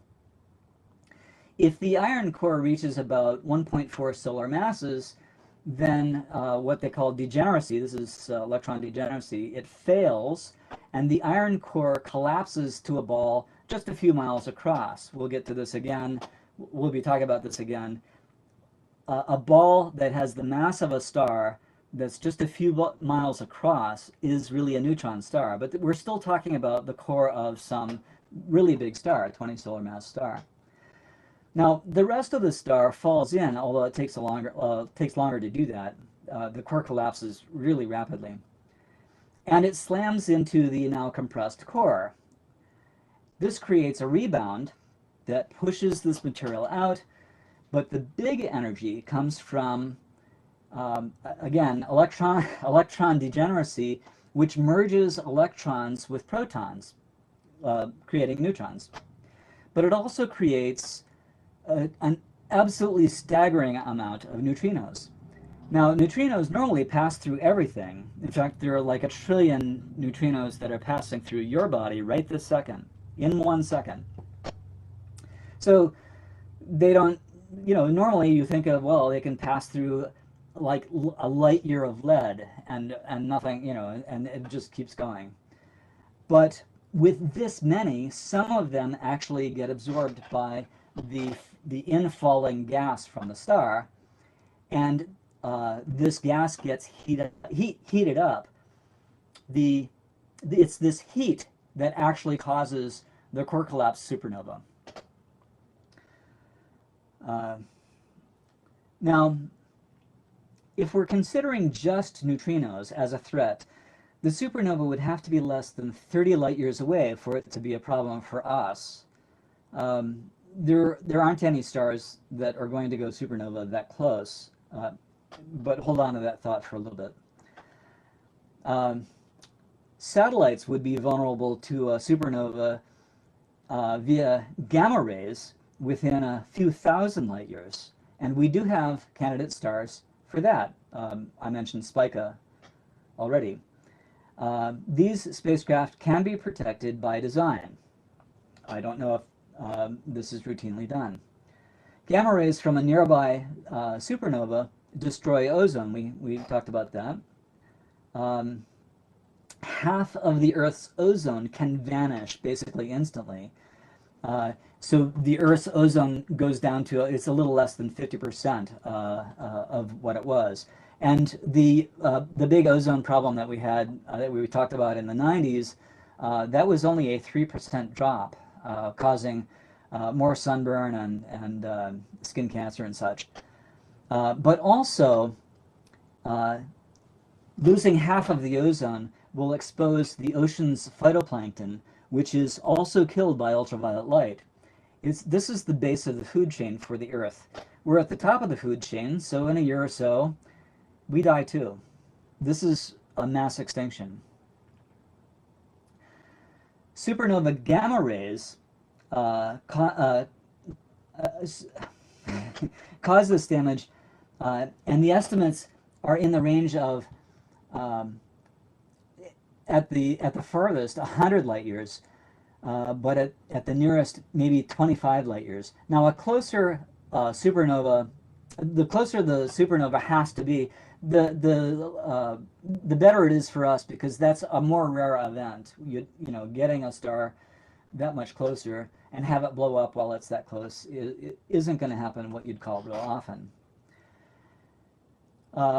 So I said that gamma rays really close aren't a problem, but a type 1 supernova gives off more X-rays and gamma rays than other types.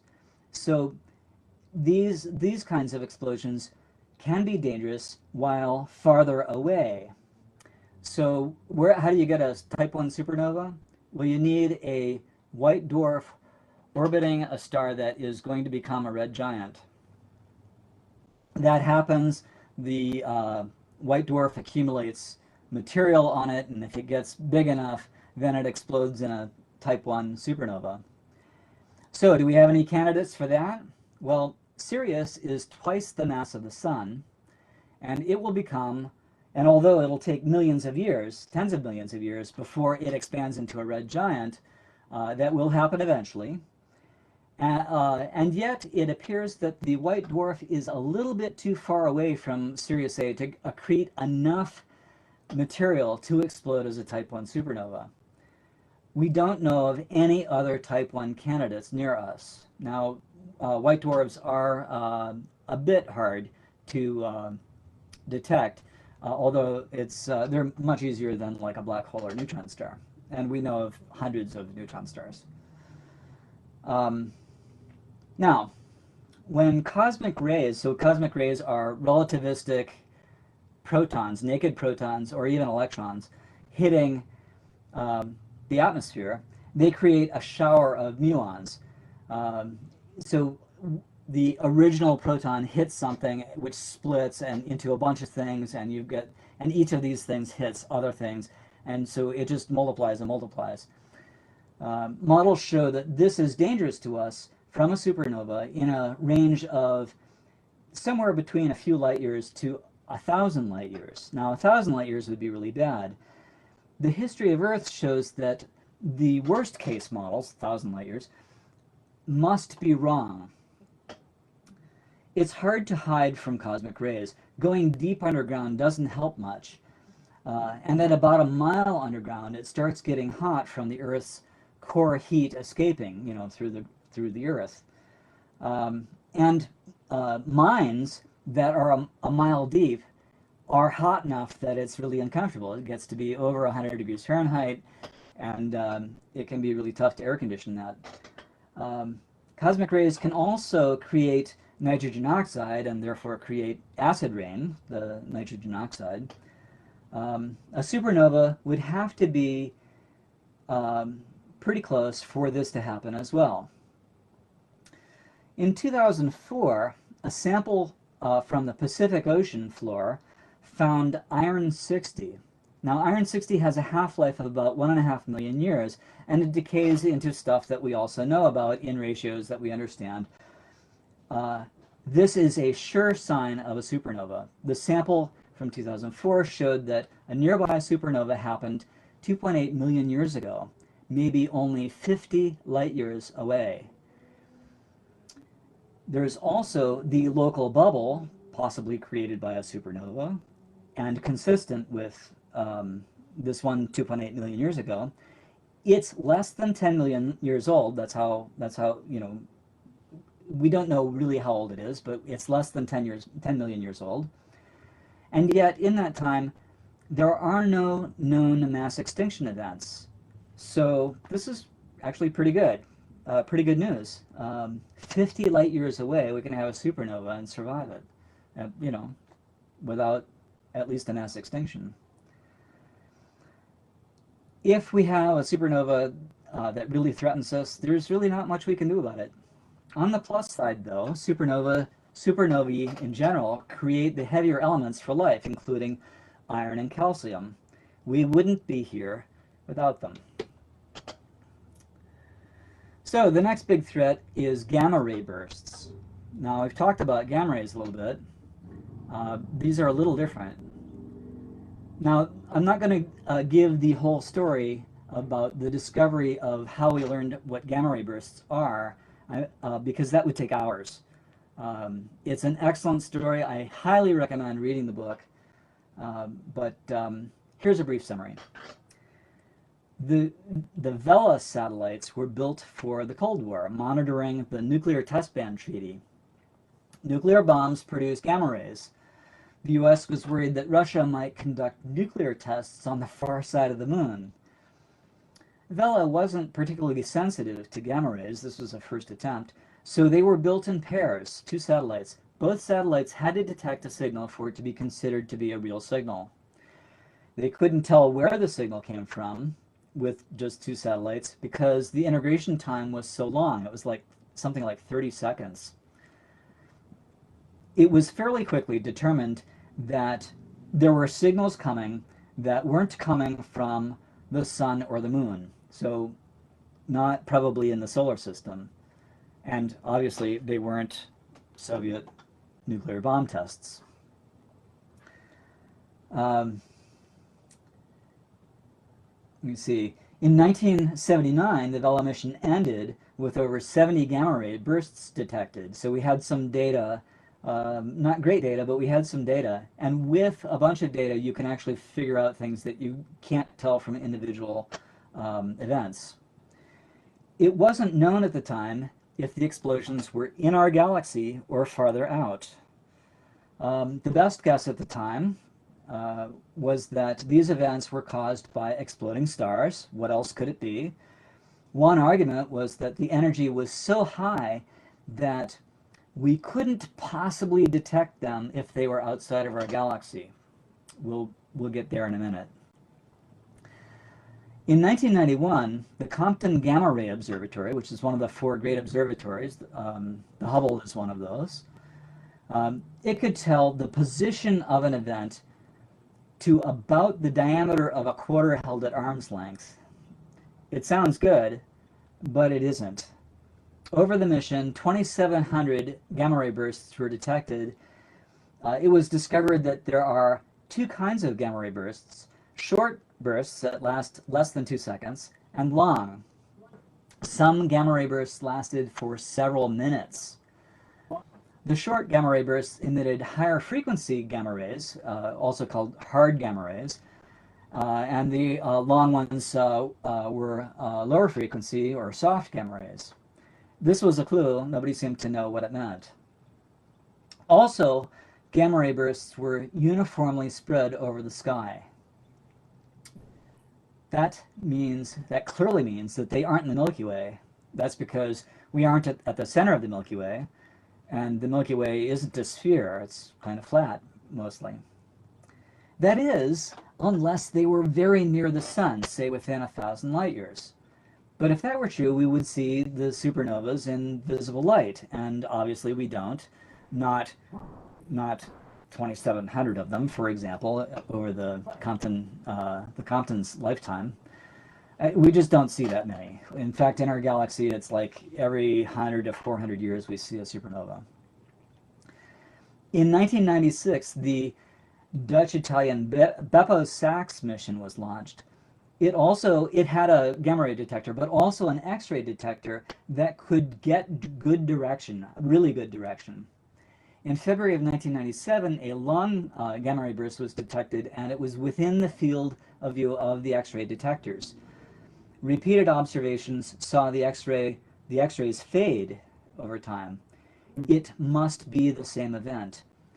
Then within a month, the Hubble Space Telescope looked at it. This is 97, so the Hubble Space Telescope was launched in 1990. And the Hubble Space Telescope saw a fading glow invisible light next to a dim galaxy. A few months later, the mighty 10-meter Keck telescope on the ground got spectra of this galaxy. And it was, get this, 9 billion light years away. Holy cow. This is not in the Milky Way. This isn't anything like in the Milky Way. So what are they? We're back to this question. Not only are they stars that explode, they are massive stars.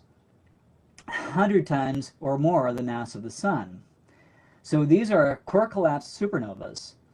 Why are they so bright? Well, if they were bright in every direction, then even if you somehow converted 100% of the star's mass into energy, it wouldn't be enough energy so that we could see these at these distances. So the new idea was these have to be events that are beamed at us. Focused energy. So, how would that work? If you beam the energy, the light doesn't get reduced by the universe square law. It does get reduced for various reasons. It usually does fan out, but it doesn't fan out like the universe square law normally does that. When the iron core collapses into a neutron star, the angular momentum is conserved, so it spins much faster.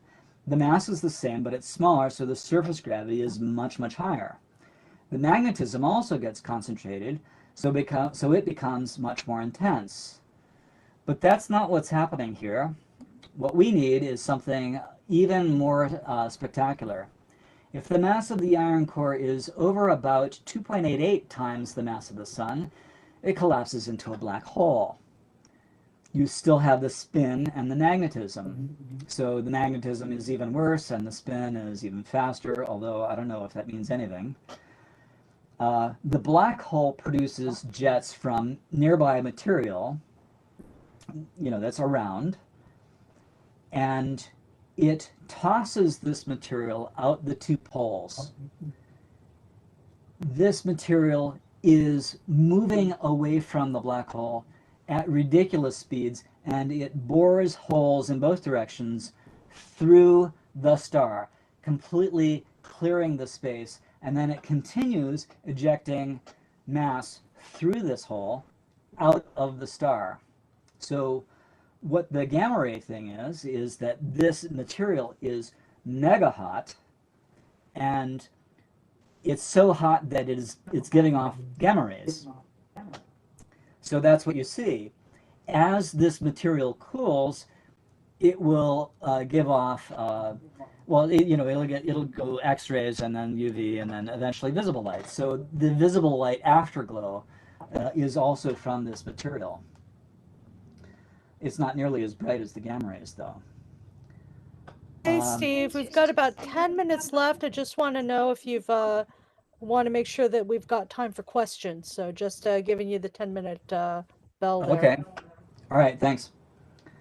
Let me see. I'm going to have to speed this up.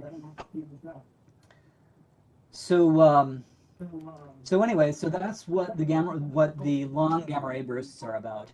The short gamma ray bursts turn out to be mergers of neutron stars, or at least that is the current best guess. The only other thing, so models basically of neutron stars merging gives you the characteristics that we see for the short gamma ray bursts. One of the things that I will say about neutron stars is the collisions of neutron stars gives us a lot of the very heavy elements because they get sprayed all over the place. It's really a messy procedure. And so about half of the gold, for example, in the universe comes from neutron star mergers. I thought that was pretty interesting. That's, anyway, so how far away can you be from a gamma ray burst and be safe? Well, every gamma ray burst is different, so this is a very difficult question. We can do some averaging. A gamma ray burst 100 light years away would have a beam that engulfs the entire solar system, and it would fry everything. It'd be like detonating a megaton nuclear bomb every square mile of Earth. You know, we don't survive that. But other estimates are hard to tell. All right, so let's do that. So this is Eta Carina, which in the 1800s shed something like 10 or 20 solar masses, and we see these lobes. It is a big enough star, even still, that it could possibly produce a gamma ray burst. But the gamma ray burst would miss us because this lobe axis isn't pointing directly at us. It's about 45 degrees off. So Eta Carina is about 6,500 light years away. It'll be a great show when that happens. WR 104, on the other hand, it's farther away, but there are two lines of evidence. This is the spiral of the gas, and if you analyze that, you get an estimate of the polar alignment from 0 degrees, which is pointed straight at us, to about 16 degrees. That's pretty frightening.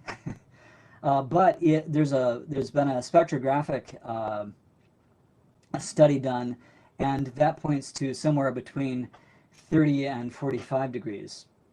WR 104 is a triple star systems. The other two stars will explode, but they aren't as big, so they're not a problem. Anyway, one of the things is that the stars in the local universe, especially the Milky Way today, the metallicity is quite high, and it is thought that it has to be quite low. That is, the stars need to be mostly helium and hydrogen for a huge star to create a gamma ray burst. So we may be safe, and yet one of our 5 great extinctions may have been caused by a gamma ray burst. The theory around it says that it would have been pretty close. Where is it? Within about 6,000 light years. The argument is compelling, and it is consistent with much of the evidence, but there's no smoking gun that says, oh, this was a gamma ray burst 440 million years ago. So that's up for that. The next one is black holes. If we get hit by a black hole, there is really not much we can do about it. And if there's no material around the black hole, they're really extremely difficult to detect. For a long time, the closest one that we knew about was 1,600 light years away, Cygnus X1. But now there is one that is 1,000 light years away. It's visible from the southern hemisphere. There are 2 stars orbiting this black hole. One orbits every 40 days. Aliens attack. Phil has this great story of self-replicating probes that wipe out all life in the galaxy. So that would be aliens attacking. Let me see. Should I even bother with this? So we had, in the 90s, we had this meteorite from Mars, and it had this sort of stuff inside. And at the time, people talked about these structures being, life fossils.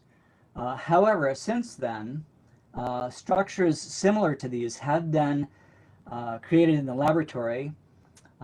So even though we've found a couple more Martian rocks that also have these structures in them, all that says is that these structures are fairly common. We don't really know what processes cause these structures, but there is one thing that it says. These structures are really quite small. This is an electron microscope, and actually the best at the time.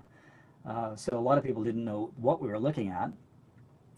But also, these structures can't be that, they have to be fairly fragile. If these structures can get shipped off of Mars and land on Earth and still be intact, then life could too. So panspermia, at least between planets in a solar system, is feasible. We don't have a smoking gun that we have, we don't have great evidence that panspermia took place. If we got DNA from Mars somehow, from Mars life, or something like that, and it turned out to match Earth, that would be good evidence. I could go through the Fermi paradox. Basically, if there's life everywhere, and it doesn't take that long to cover the whole galaxy, then why aren't we seeing them? And we aren't. Recent news notwithstanding. The Drake equation doesn't help because the estimates that it currently leads to are either similar to no, there isn't any, to we should be seeing evidence all the time. It doesn't really rule out anything. If there are 1 million civilizations like us in our galaxy, then the nearest one is about 25 light years across the plane of the galaxy. But it would be in a cylinder 3,000 light years tall. We could simply be too far away from the nearest aliens. Earth has an oxygen atmosphere and has had it for 2 to 2.5 billion years, and alien astronomers could detect it over that entire time. That's plenty of time for them to come and visit. Are they not interested? Maybe oxygen is toxic to them. I don't know. But we are still here, and that's the good news. Phil does end the chapter with a strategy against the self-replicating probes story, which is build our own probes first. Safety tip, make sure that they don't wipe us out. I think I will stop here and take questions. The rest of the talk, the rest of the book is about the death of the sun. Oops, I didn't mean to do that. The death of the sun, the collision of galaxies, which is mostly a non-event. There's a 1% chance that we could get sucked into the core of the new galaxy, and that would be bad. But there's not much we can do about it. And finally, the heat death end of the universe. So anyway, with that, any questions? Let me see, we can stop. All right, everybody, lob your morbid questions. It's Stephen.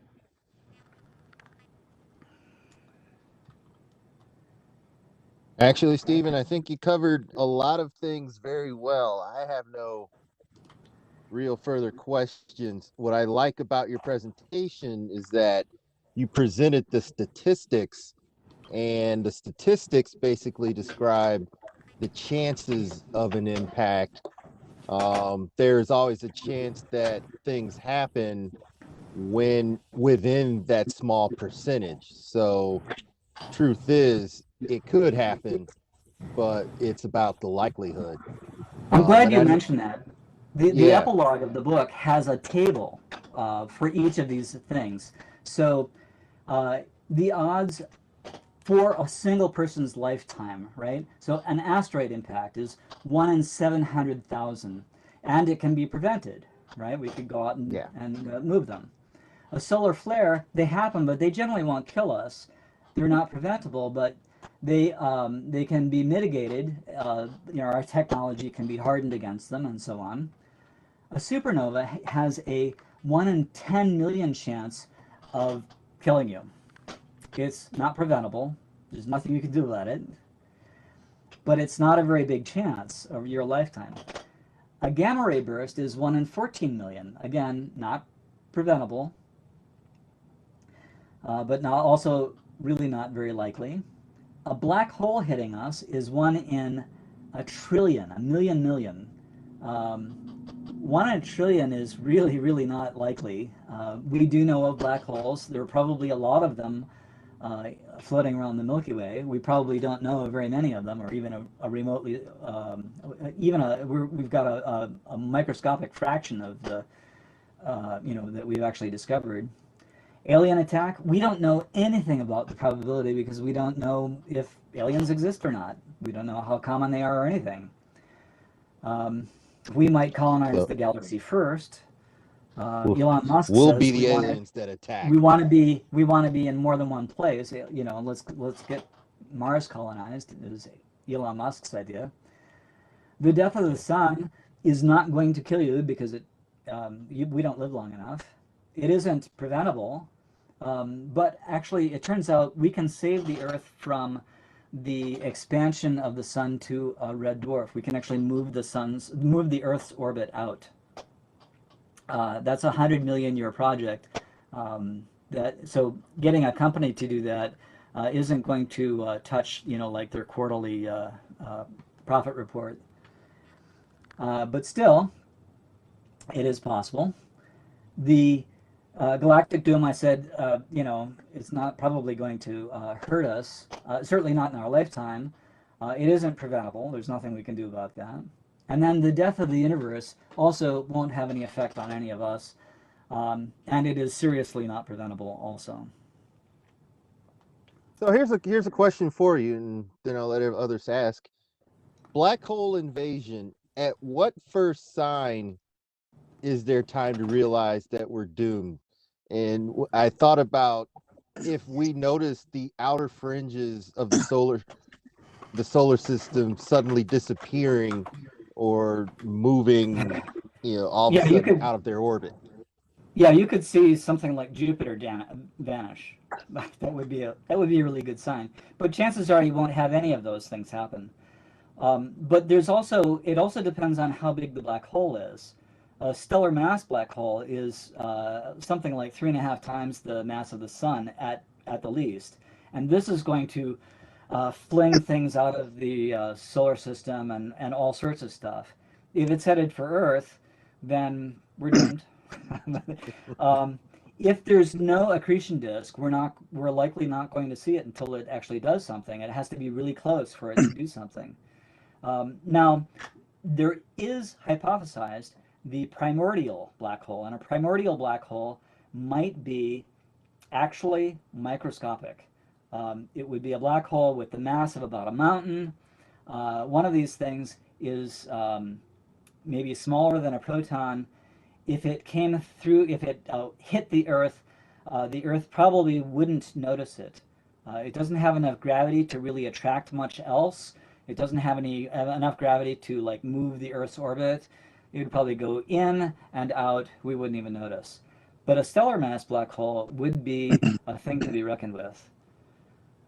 Something like a supermassive black hole would be obvious, I would think. I don't know what we could do, leave the solar system. I have no idea.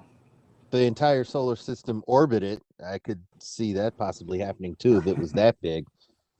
Oh, if it were, I don't know where it would be coming from, but there have been supermassive black holes ejected from galaxies.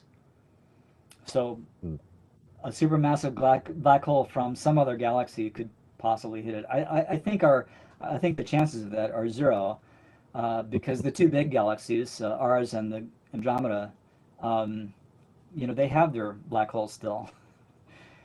Nothing else is going to have really the oomph. It's not like we're going to get a black hole from M87 or something. It's just anytime soon. Yep. Do we have anybody else waiting for questions? I have a question. Excellent. Whoever talked, go ahead.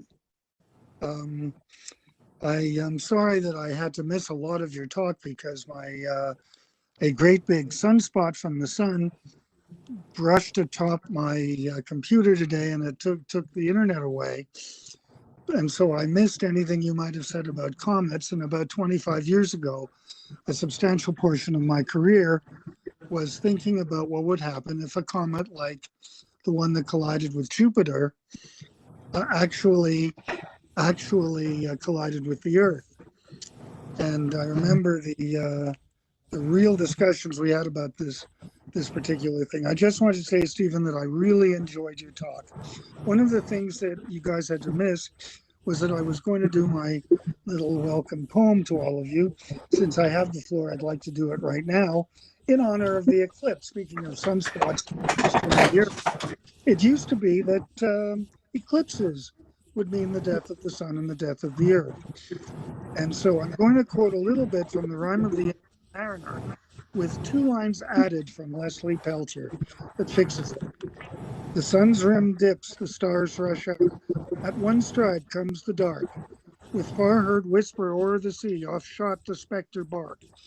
We listened and looked sideways up, fear at my heart as at a cup my lifeblood seemed to sip.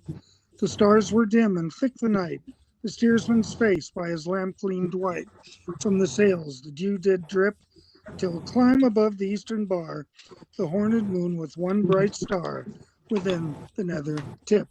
And now Leslie Peltier corrects that by saying about an eclipse, a horned sun with one dark moon within the nether tip. Thank you very much. Good talk, Steve. Yeah, really all I mentioned about comets is that Hale-Bopp was like 25 miles across, and it came from essentially nowhere.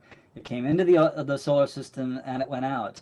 We did have some warning, maybe a year or two, but what would you do about it? 25 miles across, if it hit the Earth, would be a planet killer. Just, that would be it.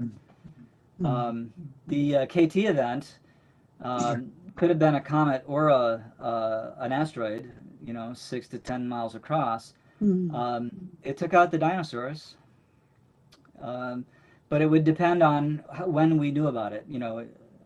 When we knew that it might hit us, we might be able to do something about it. Yeah. I have a comment. I think, some of these possibilities you've discussed are obviously ones that could annihilate everyone, but have very low probability of happening within, say, 100 years.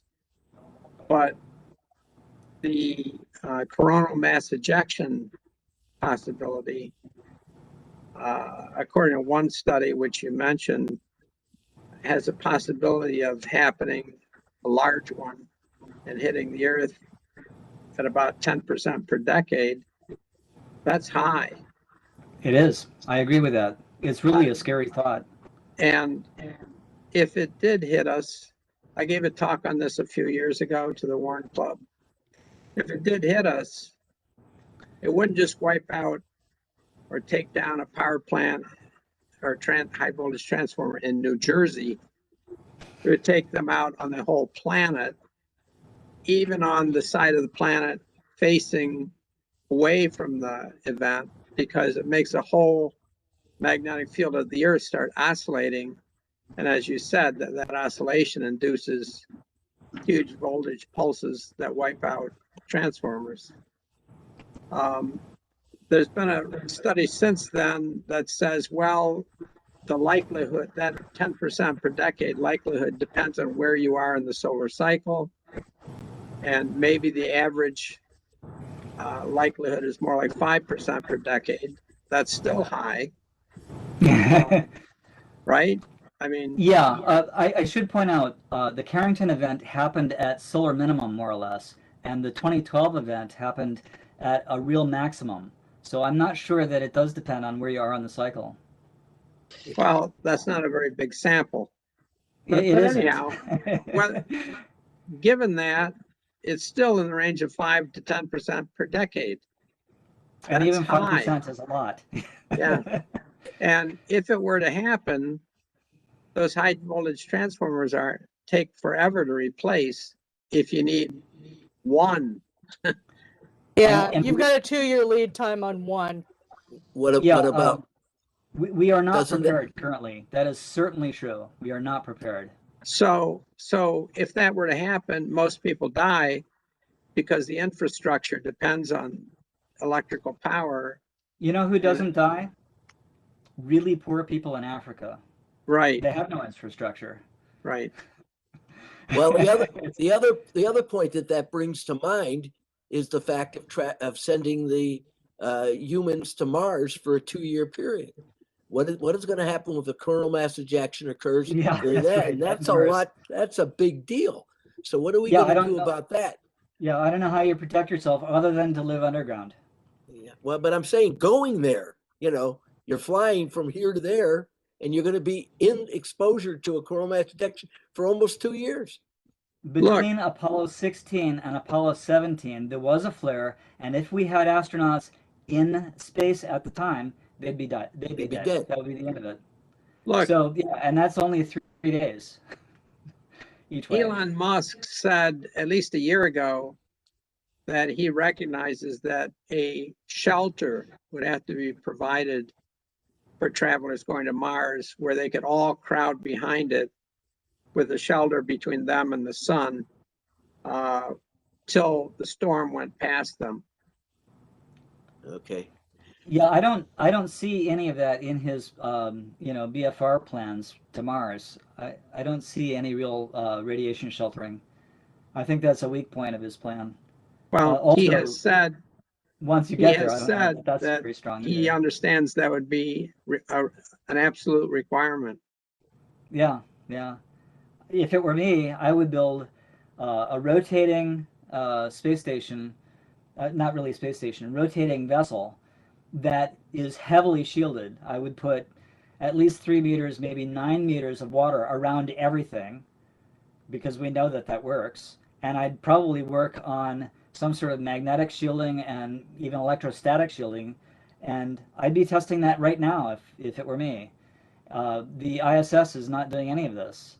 I think that without artificial gravity, having the thing spin, or, having a spacecraft on a tether with a big rock on the other side, and that spinning, if you don't have artificial gravity, by the time you get to Mars, you'll be too weak to even land. I mean, it's going to be awful.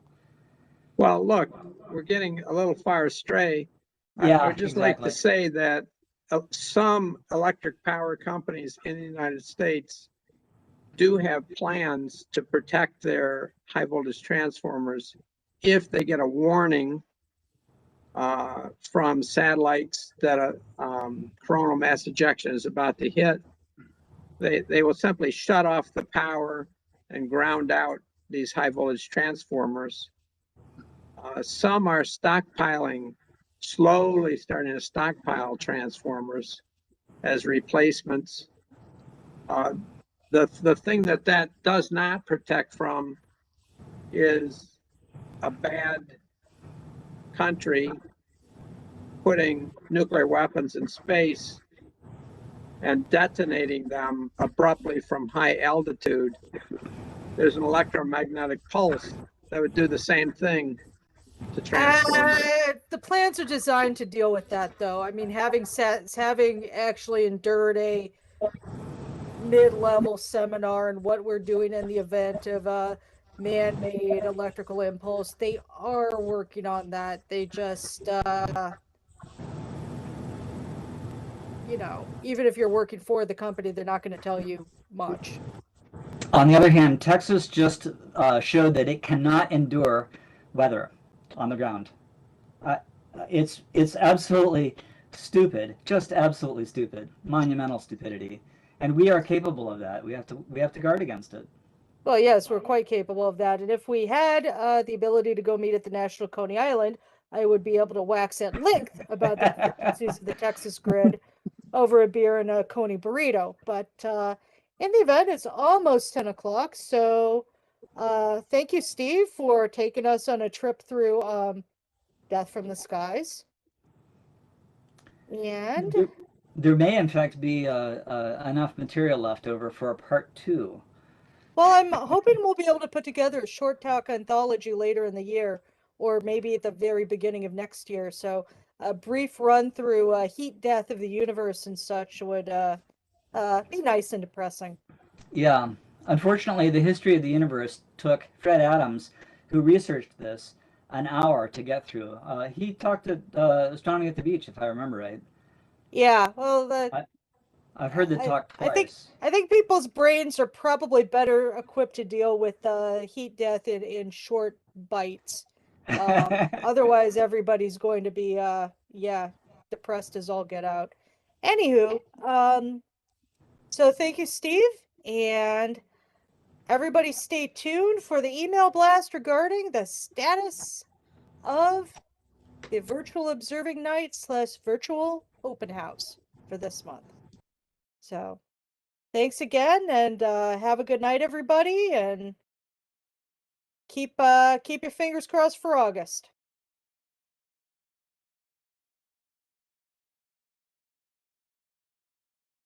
Good night. Good night, everyone. Thank you, Diane. Thank you all. Thanks, y'all. Good night, everyone.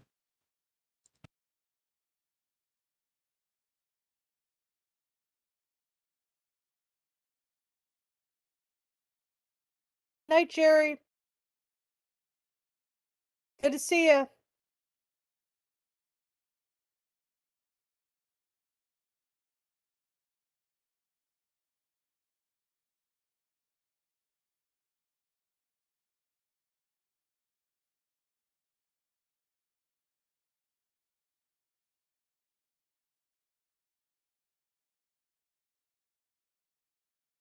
Good night, everybody.